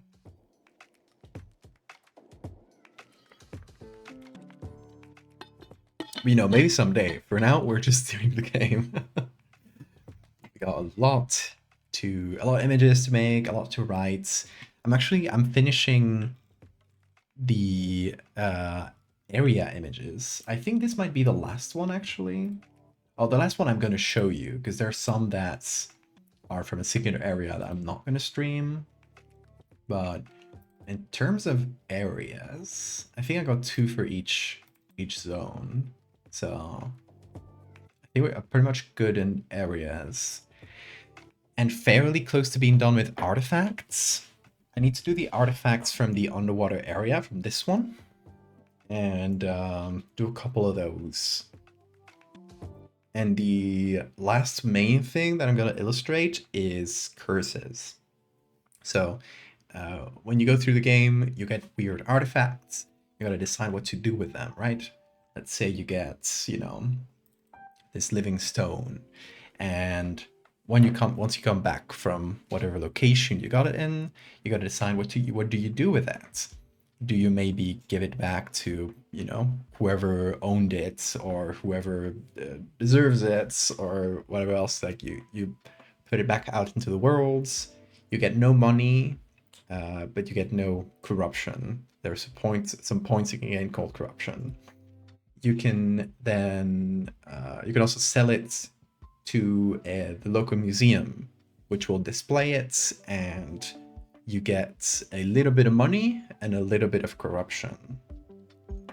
But you can also sell it on the black market to the highest bidder, and probably someone foreign who's going to remove it entirely from Lemuria.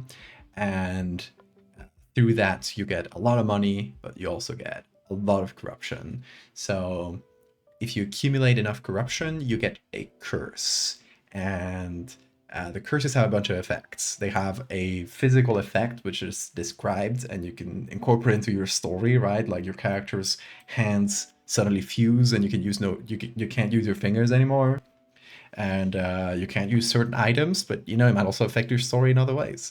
You might consider opportune to mention, and it will, you know, they both have like the physical description and also a gameplay limitation that they give you. Eventually, if you accumulate enough curses, you can lose the game. If you just keep being really reckless and gaining a bunch of corruption, you might eventually get completely super cursed with, like, I don't recall what the limit is for curses, but I think if you get like 10 curses or something, your character dies. You can't also die from losing your health points, but yeah, if you lose all your if you gain too many curses, you essentially don't die, but you become a sort of monster, a horrible disfigured thing roaming through the lands of Lemuria with no memory of who you even were. You get 2 curses, you straight up die, basically.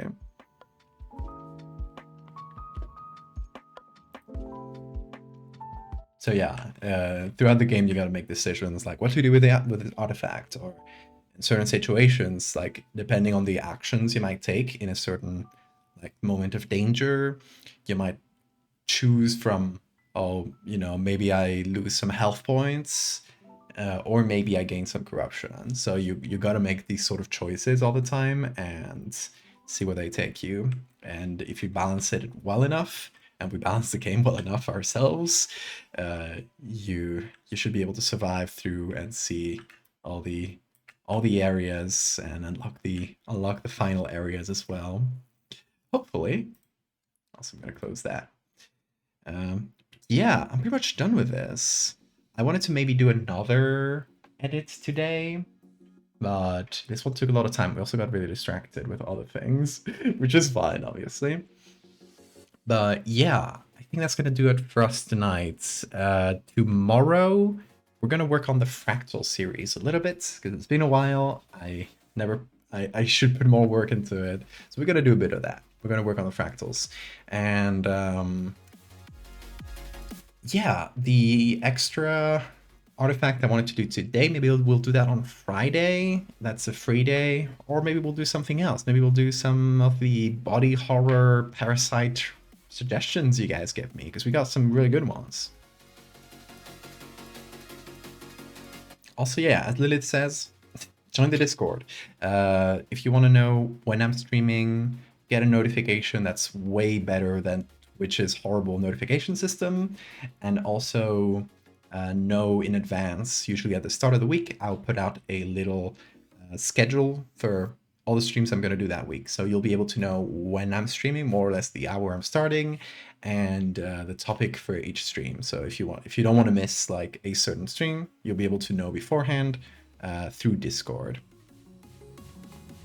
Games is going to be on Saturday. Saturday we're going to play Spore.